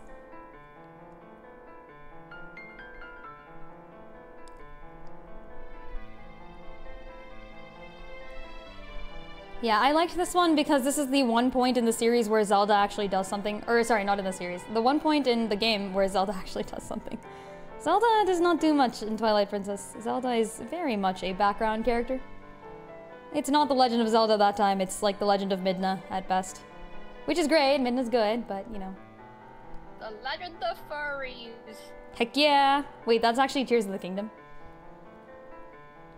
Is it? I mean, there's one furry, but, like, everybody loves him, and he's a Mary Sue. I guess if we're counting, like, Sidon and like, Tulin and all the other... I guess, yeah, fair enough. Sidon is like a scaly. A scaly? Is that the thing that exists? I don't know. I feel like that should be a thing that exists. The game is named after Midna. Heck yeah. True. The Legend of Zelda Twilight Princess. That be Midna. Why no escape? Oh, I see. I don't know if I'm a furry, but Sidon certainly made a giant dent in that. Heck yeah! I'm still, I'm absolutely, like, just laughing. I'm cracking up over the fact that they went ahead and gave Sidon a wife. They're like, you know what this game needs? Our main ship to be taken away. Fish are friends, not food? More than friends, if I'm to understand Link correctly. Have you seen that giant statue? That attacked so many people. So many people attacked Yona. I feel bad for Yona. They gave Sidon a wife and everything is suffering now. Link's never gonna score any fish booty. Hey, Yona's probably open to it. As in, open to Link and Sidon chilling. Okay.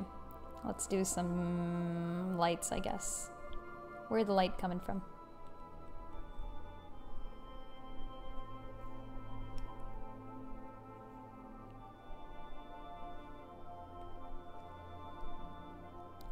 Yeah, I bet Zelda and Sidon and Diona would all be okay with Link just going full foursome, you know?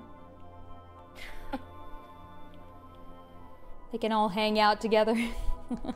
Have some fun.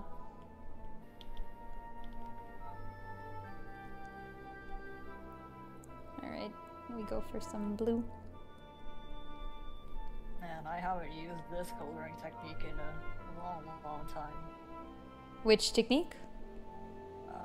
Where I do shadows first and then highlight the contours. Oh. Like I do the entire thing dark and then I color in the white patches. Oh. I think I used to do it that way, but now I do not. I donut. Full foursome or triforce. That was a bad pun. I'm sorry, Mask, I gotta tell ya. I must be the one to inform you. Oh no, you wrote that was horrible. I see you have understood. It's okay, we all have our days.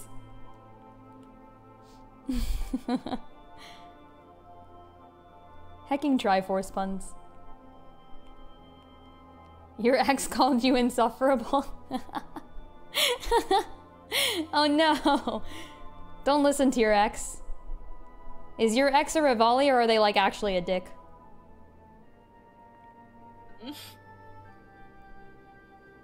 Because you know, some people are Rivalis. Or in other words, tsunderes.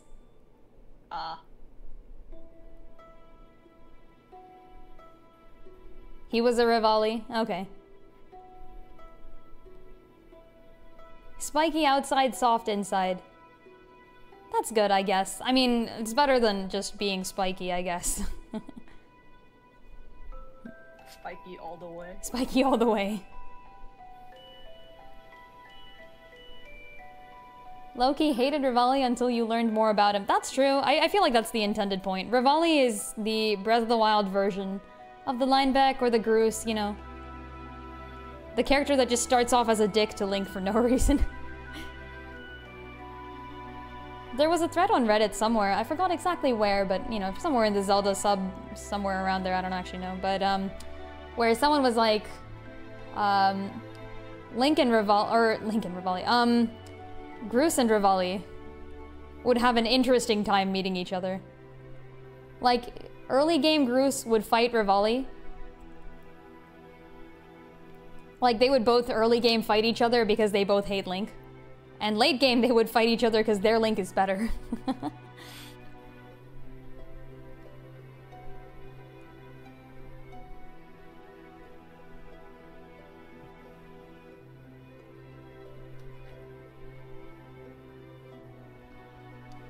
Pretty sure that Rivali is only a dick in English. In Japanese, he's more friendly. Wait, really? What? What? That's crazy. That'd be interesting, actually. I guess they do kind of change people's personalities in some of these things. Well, come on, he looked so smug in the introduction scene, too. Are you telling me that was all a fabrication? A lie? Gasp. Yes, hello, TR Lightning. We are talking about foursomes, question mark? Well, it is. We're talking about dicks who turn into actual good people. In the metaphorical sense for the first bit, of course. This is a family-friendly stream. Sometimes. Right.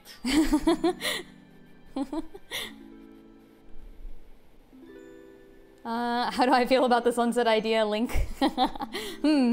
It me, Link. I the hero. Hut, yeah! Or something like that. Actually, that sounded more like Mario than it did like Link, and it wasn't even that close to Mario. I gotta get better at my Link shouts.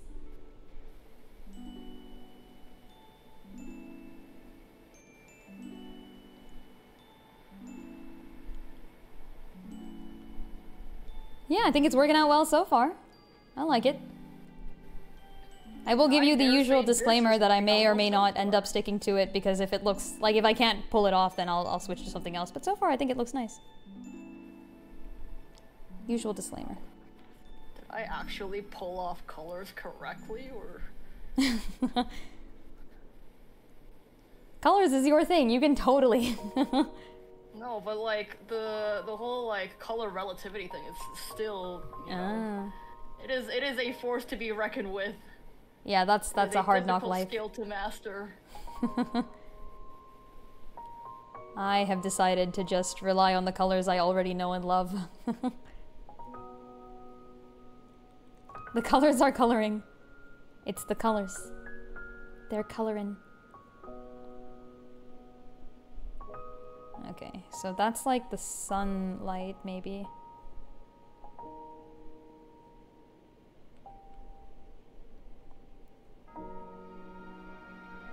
Fi's theme again? Twice in one session? We've got the good timeline, folks.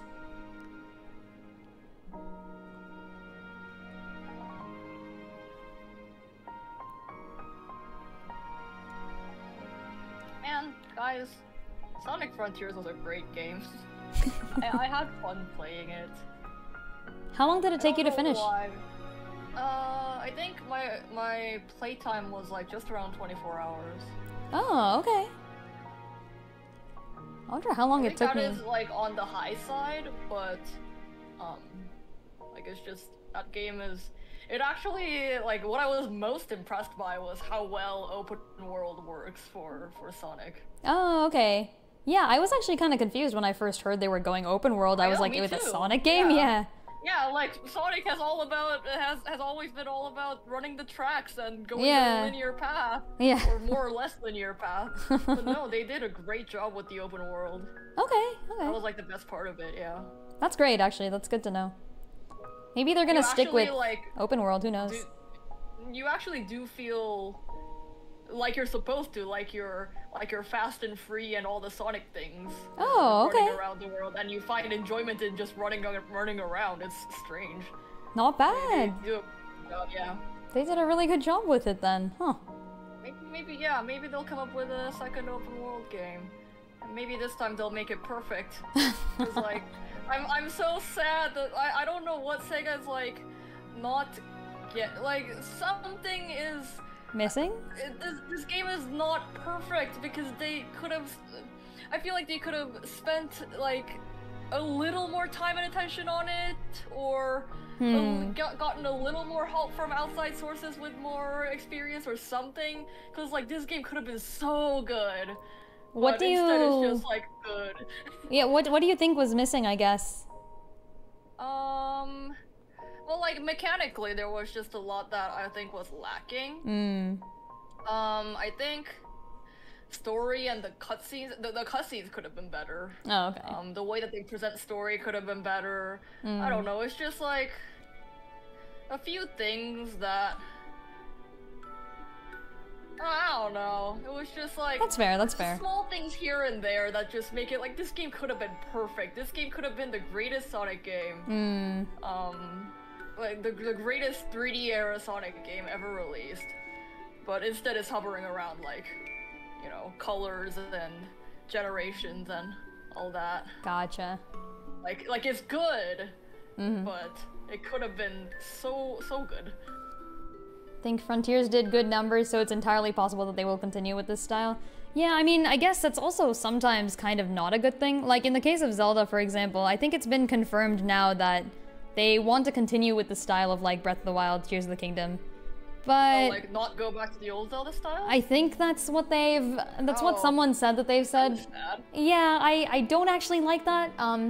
Cause like, believe it or not, I mean, I do love Breath of the Wild and Tears of the Kingdom, don't get me wrong, but the reason I like Zelda is for the, you know, the really cool puzzles and dungeons and like, you know, like the stuff that makes you think. I feel like that's the identity of Zelda, like the franchise, I don't know. It was ever since the third game, but to be fair, the first identity of Zelda was much more similar. Like, Breath of the Wild and Tears of the Kingdom are a return to, like, the Legend of Zelda Hyrule Fantasy, like the first game. It did kind of feel more like that, obviously, in a less open world-ish. I mean, it was still open world, I guess, kind of. Like, the most open world they could have gotten back in, like, 1987. Like exploration, walking around, finding things, discovering secrets. Yes, in, like, a less linear way. A Link to the Past, the third game in the entire Zelda franchise, was the first one to kind of cement that, like, you go in this order, you get, like, items and you use them in dungeons, you have, like, a storyline that does certain things, you know. It was the one game that kind of just started all of the stuff.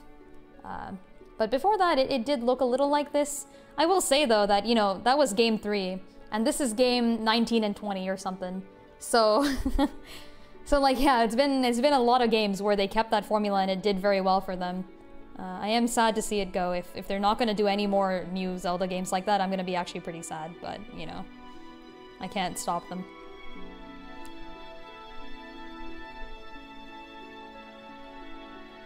I guess there'll always be other people around to make Zelda-like games. And I actually do count Cadence of Hyrule as a valid Zelda game. Yeah? Yeah, actually, I think I've talked about Cadence of Hyrule before, but it's quite fun. If you're into, like, I guess it's not really a rhythm game, but it's kind of rhythm-ish. It's a rhythm adventure game, which I've never seen before, but I really liked. It's very creative. Yeah, very creative, I agree. It is based on a previously existing rhythm/adventure game, Crypt of the Necrodancer. So they had their mechanics set out before they went and made it Zelda, but it's still very good.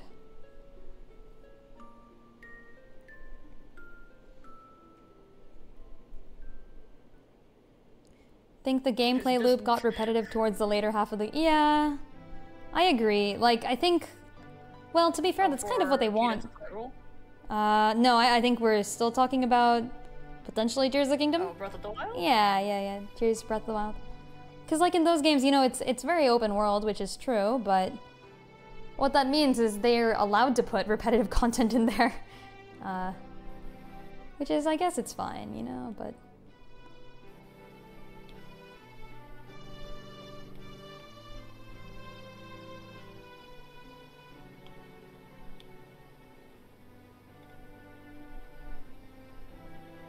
Did I 100% it? You mean, sorry, I'm not looking at chat very often. You mean Sonic Frontiers? I have not 100%ed it, although I am considering it. Ooh, good luck. Like, firstly, I greatly enjoyed the game. Secondly, it wouldn't be that hard, because, you know, all you basically need to do is just, like, map out the areas and get all the conversation fragments. I see. Yeah, also, apparently you were talking about Sonic Frontiers when you said loop got repetitive, huh? But yeah, the same can be said somewhat for Zelda, I agree. Yeah, that's fair. Which is why I was so, like, pleasantly surprised when after 3 islands, they put us in a vastly different gameplay environment, but then after that, I think... It goes back. The final island, I think, could have been a little bit more different to take away from what we've already done 3 times. That's fair. I mean, Lynn doesn't mind that this game gets spoiled, so like collecting Sage's memory tokens definitely felt repetitive. Like that could have been told in, I think, a really cool, different format.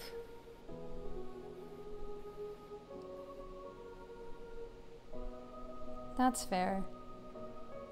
Yeah, I guess, like, you know, if they find a format that works, they're allowed to stick to it. But then again, I guess it also... No, because I think Sega knew what they were doing, because after 3 times of repetitive, like, after 3 times of repeating the same formula, they changed it because they knew by this point the player would start to see these ads as like becoming repetitive. But then afterward, it feels like they couldn't come up with like a compelling way to handle this like penultimate chapter, so they just kind of went back to the old formula, which made it feel repetitive. Oh no, that's bad. Yeah. This Barbie plays the harp. Lol. Has anyone, so actually, yeah, fair. Has anyone seen Barbie and or Oppenheimer? Or as they say, Barbenheimer? That's the meme, eh? The combined meme. Yeah. I do like the Barbie like, Oppenheimer memes, they're pretty good. Yeah. They kind of, like, give off weirdly the vibe of Animal Crossing and Doom. Yeah, it's the same thing. Meme, yeah. 2 tickets for Barbie. Yeah, I've actually heard really good things about the Barbie movie. To be honest, I'm considering watching it. As well. Yeah, no, I'm really considering watching it. Curious. Yeah, I'm too curious now. They've got some good actors in there. They've got some apparently good story points. I was never a fan of Barbie, but I don't think you need to be to enjoy the Barbie movie. Yeah, exactly. I never play with Barbies. Yeah, I never. Although I did have a friend who liked to decapitate them, so that kind of counts. Oh yeah, you gotta decapitate the Barbies. Yeah, exactly. With your friend named Sid. Good reference, but no. Yeah, after all this time, it was me. I was the person in Toy Story. I mean, you are kind of like an animated doll, so... There you go, yeah, I could be a Toy Story character. Not anymore. I've graduated to human. Very sad. Oh no. You've been demoted. I've been demoted, exactly. Your doll life would have been much simpler. It would have. That's the lesson we need to learn from Pinocchio. Pinocchio had it easy. Nowadays, so much harder. If you weren't numb from your breakup, you would have had tears left to cry for that movie. Oh gosh. Oh no. Sad. Many sad. I'm sorry. I wish you the best. Breakups suck. Have you ever had one? Nope, I've been fortunate enough to avoid them. That's an odd thing for you to say, because I know your relationship history. My relationship history, by the way, for those of you who are confused, is I rejected everybody that ever asked me out. This is why Dust is laughing. I don't get broken up with. People try their best and I deny them. It's not their fault. They were all very nice people. Lynn the Heartbreaker, I was not a heartbreaker. I was very much a very nice, very calm denier of people who asked me out. I had other priorities. Like, I'm not very relationship savvy, but I've had more relationships, infinitely more than Lynn. This is very true. Actually, yeah. Linda Ripper, hey, listen. Like, I mean, it's like, why would I go along with a relationship with someone who, like, I would not, like, I'd have to break up with them later, you know, and that's just not worth it. So, like... Yeah, that's a good way to, like, that's an important realization to Yeah. Better to do it now than draw out a relationship that you don't actually want to be in. Exactly. They were all very nice people. No, there's nothing wrong with any of the folks who tried their best. They all sucked. So you speedrun the relationship. No, that wouldn't count, because that's like speedrunning a game by turning it off. Like, yeah, that's not allowed. Yeah, that's called not playing the game. Like, I don't think that counts.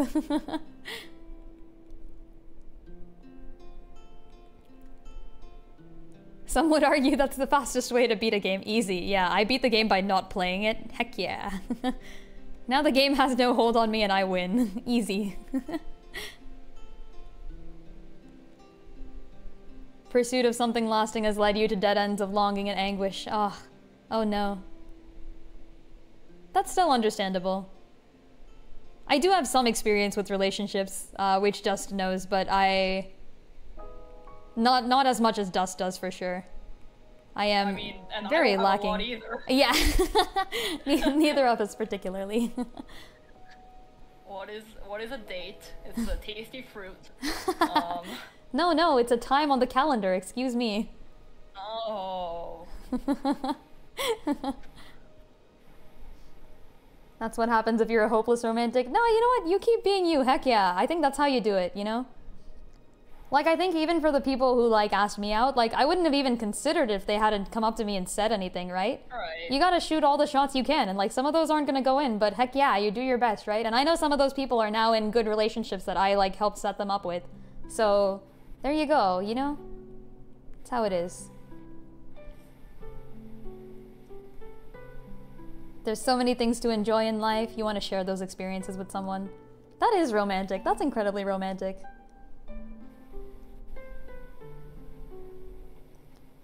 Think getting into a relationship even if you know it'll end can be okay. Ooh, interesting. Sometimes the good times are worth it, you say.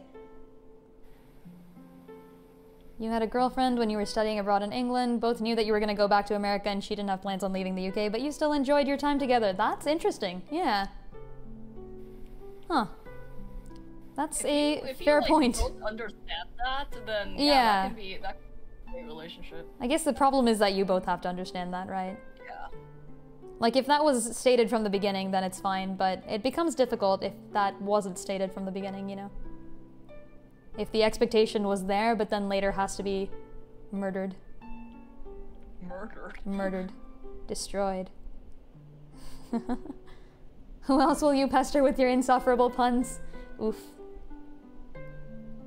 Hey, your puns are great. Ah, you discussed it pretty early on. That's good, that's good. That's like super healthy. No, that's a great way to have a relationship, for sure. Yeah.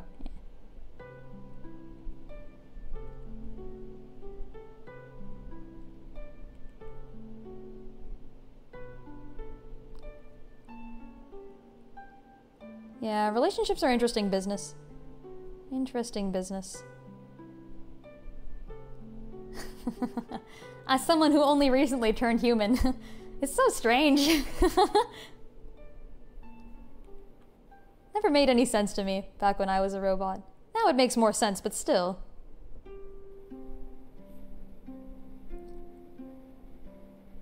Just want the side into your link? Heck yeah. Heck yeah, you'll find one out there. You'll find one. Sometimes it takes some time to find the right person. Or the fish. There's a lot of fish in the sea. There are plenty of fish, as some dating sites would tell you. Wait, that's another fish romantic pun that works with Sidon. God damn it, there's so many of them. Yeah, exactly, that's what I meant. Yeah, I didn't catch that. I straight up, that went right over my head. Freaking arrow missed me. Also, is this Fire Emblem? Hold on. Oh, no, this is the Temple of Time or something, isn't it? What is this? This sounds like the beginning of Awakening, but I know it's not, because I remember the exact notes of that one. What is this? 5544. Gate of Time! Called it. Let's go. Love the Gate of Time. Plenty of fish in the sea and you are the grill master.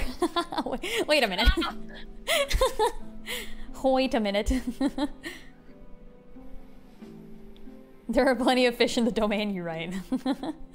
And there's plenty of fish outside the domain too, if we're gonna count people like Yona. That's got some real life parallels to it.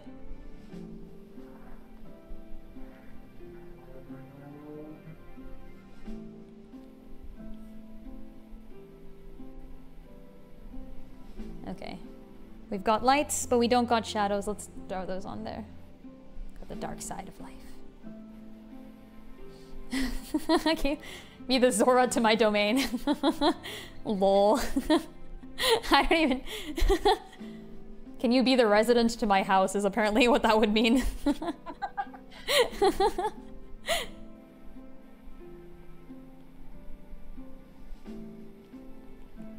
Yeah, I'm sure there's some good pickup lines out there somewhere.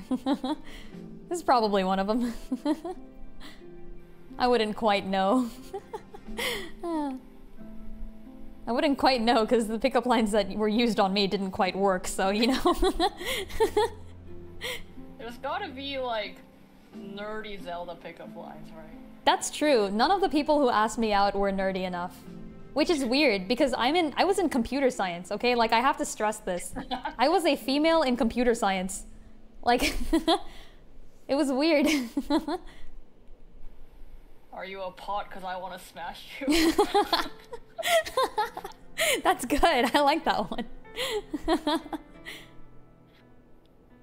Yeah, I've heard all the like good normal. And take your heart inside. Oh, that's even better. Oh shit.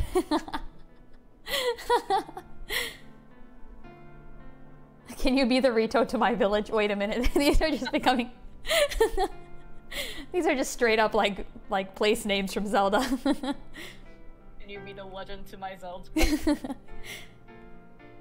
Can you be the breath of to my the wild?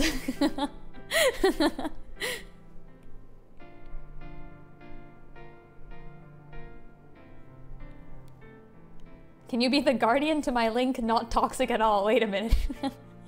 See, that's even worse. That's like, can you be the gun to my, I don't know, assassin target or whatever? Like, it's quite bad. Somehow we've shifted from like romantic pickup lines to straight up murdering threats. Like, this hasn't gone far.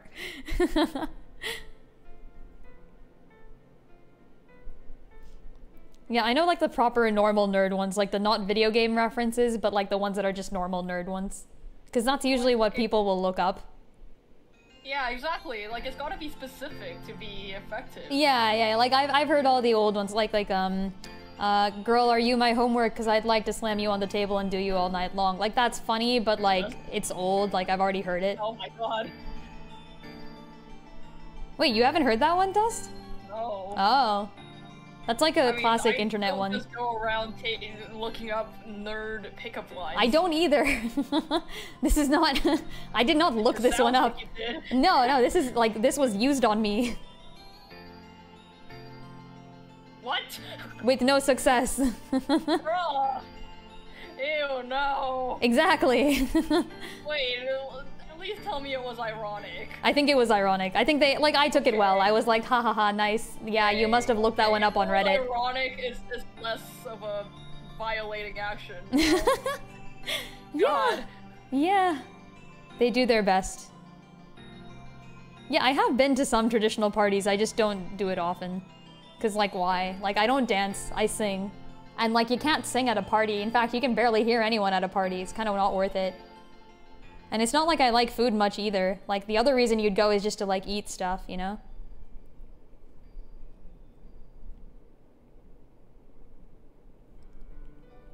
I can like kind of dance now. Like, I can like hold my own on the floor. Oh, really? But like, no, like I'm not this, like, you may be overestimating me from what you said, oh really? Like, no, like I can, I can like kind of jive, but that's it. In like a, not really like attractive way, just like a, yeah, I'll sit there, like I'll be dancing. You can be socially acceptable. I can be socially acceptable in a party, yes. But like, I'm no dancer.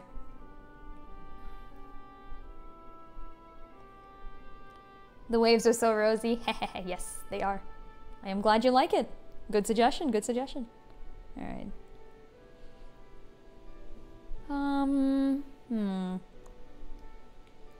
Could you be the edge to my dawn? Yeah, that's totally what Edelgard says to Byleth. Exactly.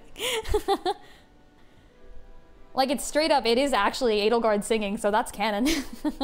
Hey professor, can you be the edge to my dawn? That's such an aggressive way to pick someone up, it would work on you. Yeah, we're talking about the old one, right? Yeah. It would work on you? Nice. It would not work on me. No. It did not work on me. No. I think they meant it ironically. Like, I did take it well. So maybe I guess it did kind of work. Oh, that's a good one. Can you be the apex of your world? Yeah, that's good. That's good. For Dust, that's a Fire Emblem soundtrack.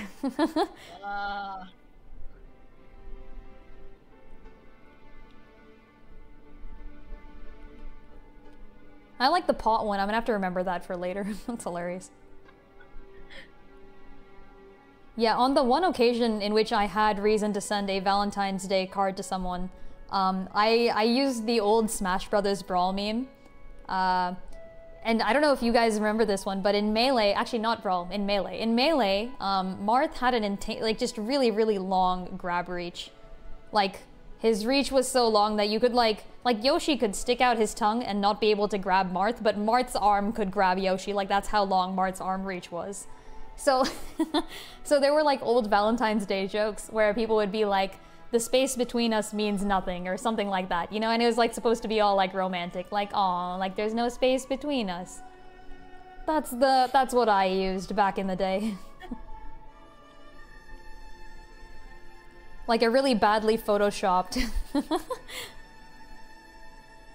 really badly photoshopped Marth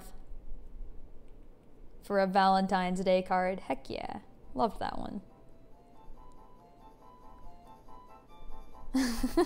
TY angry Rhea noises. Can you be the nemesis to my Sothis? No, wait, that's just straight up murder. Like, once again, we have gone back into the assassination territory.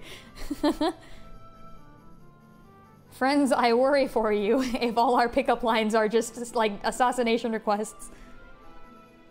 I'm joking, of course. I'm sure you all are completely fine and definitely mentally sound just like me.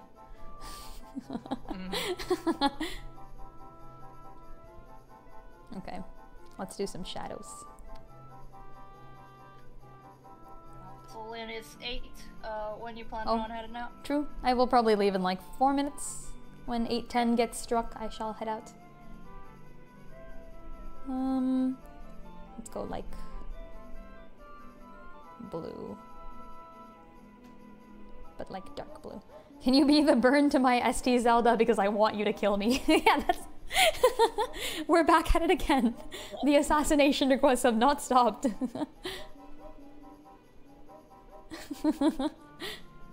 Can you be the Twilight mirror to my Ganondorf? Okay, this is getting complex. Like, what the frick? Where?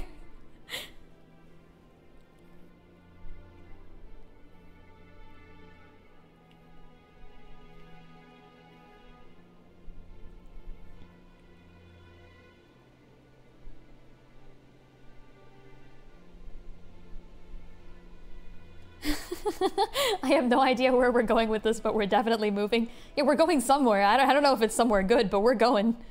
We're heading... To be honest, I think we're heading straight off a cliff, but...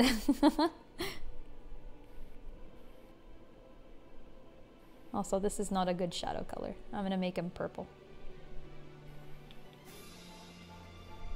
Gotta make it purple. Yeah. Purple.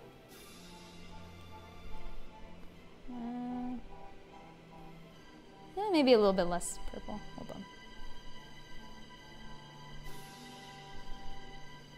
on. Maybe. Can you be the empty stamina wheel to my swimming? Okay, no, wait, yeah. Definitely still an assassination request. Someone doesn't even... Still an assassination request. We haven't escaped. It's all it's assassination requests all the way down.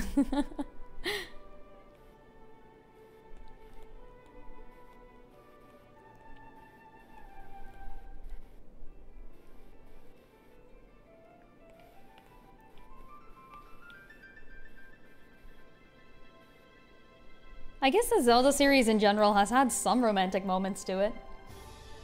There's gotta be something in there. I guess there's no, like, canon romance? I mean, Skyward Sword is the most canon romance, probably.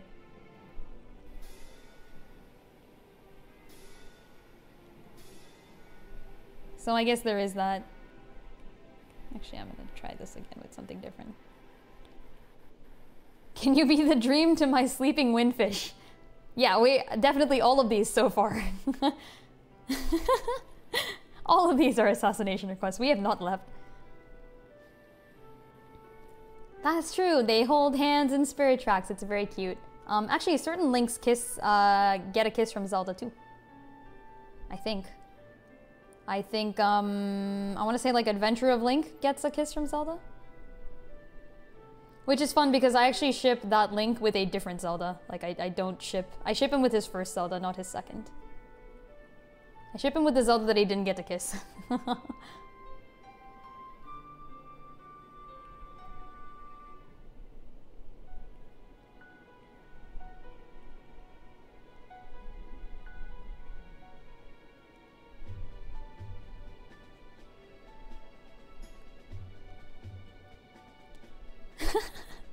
Can you be the Fi to my imprisoned? This is not a cry for help. So far, all I've gotten is that multiple people here want to be killed. Is this true? Friends, do not. No. I mean... Hashtag you have so much left to not be sealed for. Or are you a pot because I want to smash you and take your heart is like, you can take it both ways. That's actually true, yeah. Depends on whether you say it in a threatening manner or like a romantic manner. Perfect.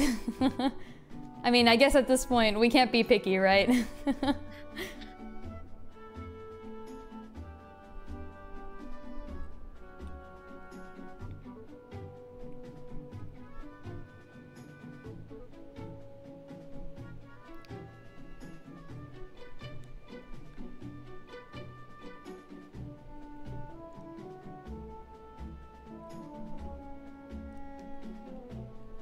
I think I need more light before I can do this. I'm gonna toss like a bit of glowy on there. Gotta do a little glow. Yeah. A little glow.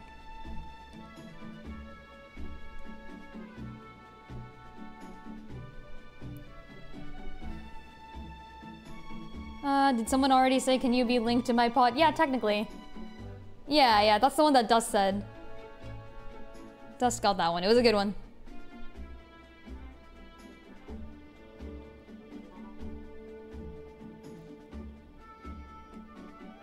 Oh, I see you've reversed the roles. Yeah, that works, that works. Can you be the link to my pot instead of the pot to your link? Can you be the smash to my brawl? What? These make increasingly less sense. Bold of you to assume they made sense to begin with.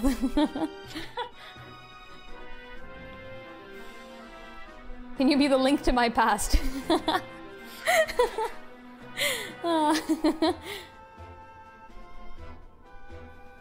That just sounds like an amnesiac request. Yeah, exactly. Can you be the link to my past? It's like, wait, what am I doing DNA here? Test to see if you're my long lost sister. Like, True. Wait, that's actually super valid considering that the common fan theory is that Link to the Past has Link and Zelda as brother and sister. oh boy. They're not in a romantic relationship. They're just brother and sister. Yeah.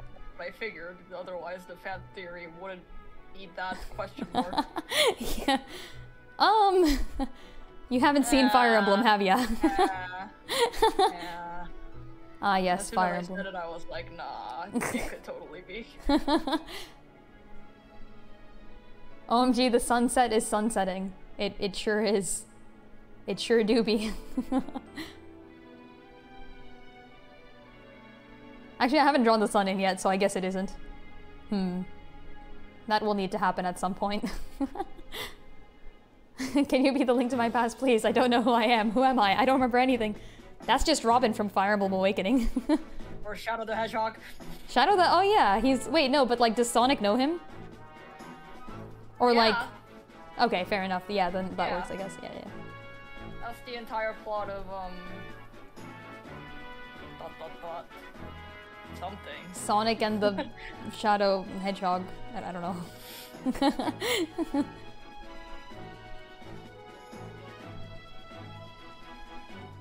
Can you be the emblem to my fire? Can you be the magical MacGuffin to my fantasy plot?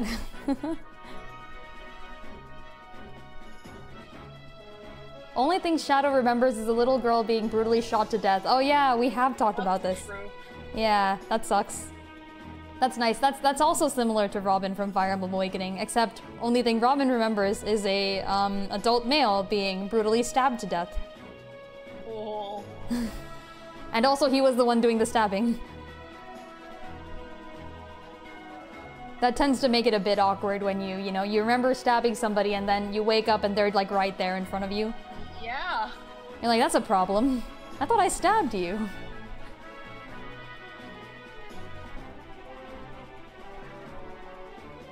He's just really confused.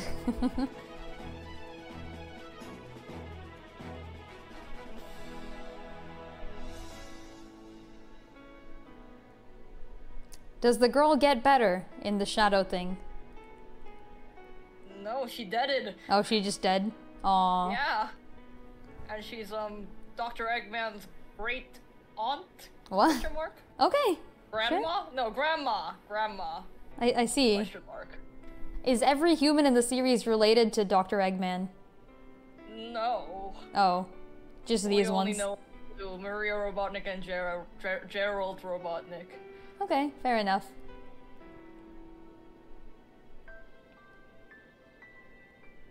Can you be the Din to my Pearl?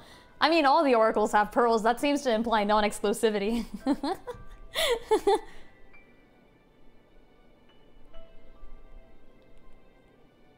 I'll give these a breakdown. I mean, you never know. They could be good. They could work. Just gonna have to find the right person to use them on. Find Link out there somewhere. You know what he'll say back to you? Yeah. Nothing. Yeah, or that, yeah. Various noises. Various Link noises.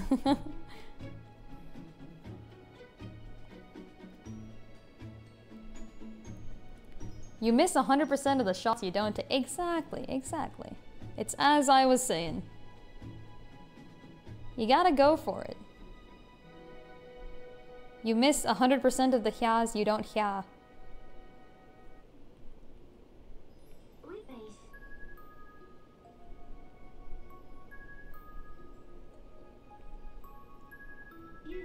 Alright, I did a good foreground, I think. Yay! I'm gonna be Woo. on my way now. Yeah, it's 8:16, I didn't even notice. Alright, I will be heading off. Thank you all so much for stopping by. I'll probably finish this at some point. Somewhere along the way. Yes. But until then, I will be back tomorrow. I don't know what I'll be doing tomorrow. I will be playing Fire Emblem Engage, but I don't know whether I'm gonna be trying the Xenologue again, or if I'm gonna try just, like, progressing the main story to get a few more emblems first. I do have an idea. I have a strategy that I want to try out for Xenologue 3, so I might throw myself at it one more time, see if I can beat it this time. And I'm just saying, like, Xenologue 3 was so fun, holy shit. It's amazing. It's absolutely incredible. So stop by tomorrow at 5 p.m. PT to watch me suffer one of the hardest chapters I've ever played in any Fire Emblem game. It's gonna be great. And also, if you haven't followed Dust, oh, I just realized I don't have Dust's username on the screen. Hold on, let's put that back up. Bam. Now, I don't know which game I'm gonna be playing on Wednesday, but I'll be playing something. Bam. Yeah, that's Dust. Dust will be playing something. Something. The perfect background music, exactly. I am Midna, I say, as I fade into the sunset along with my art.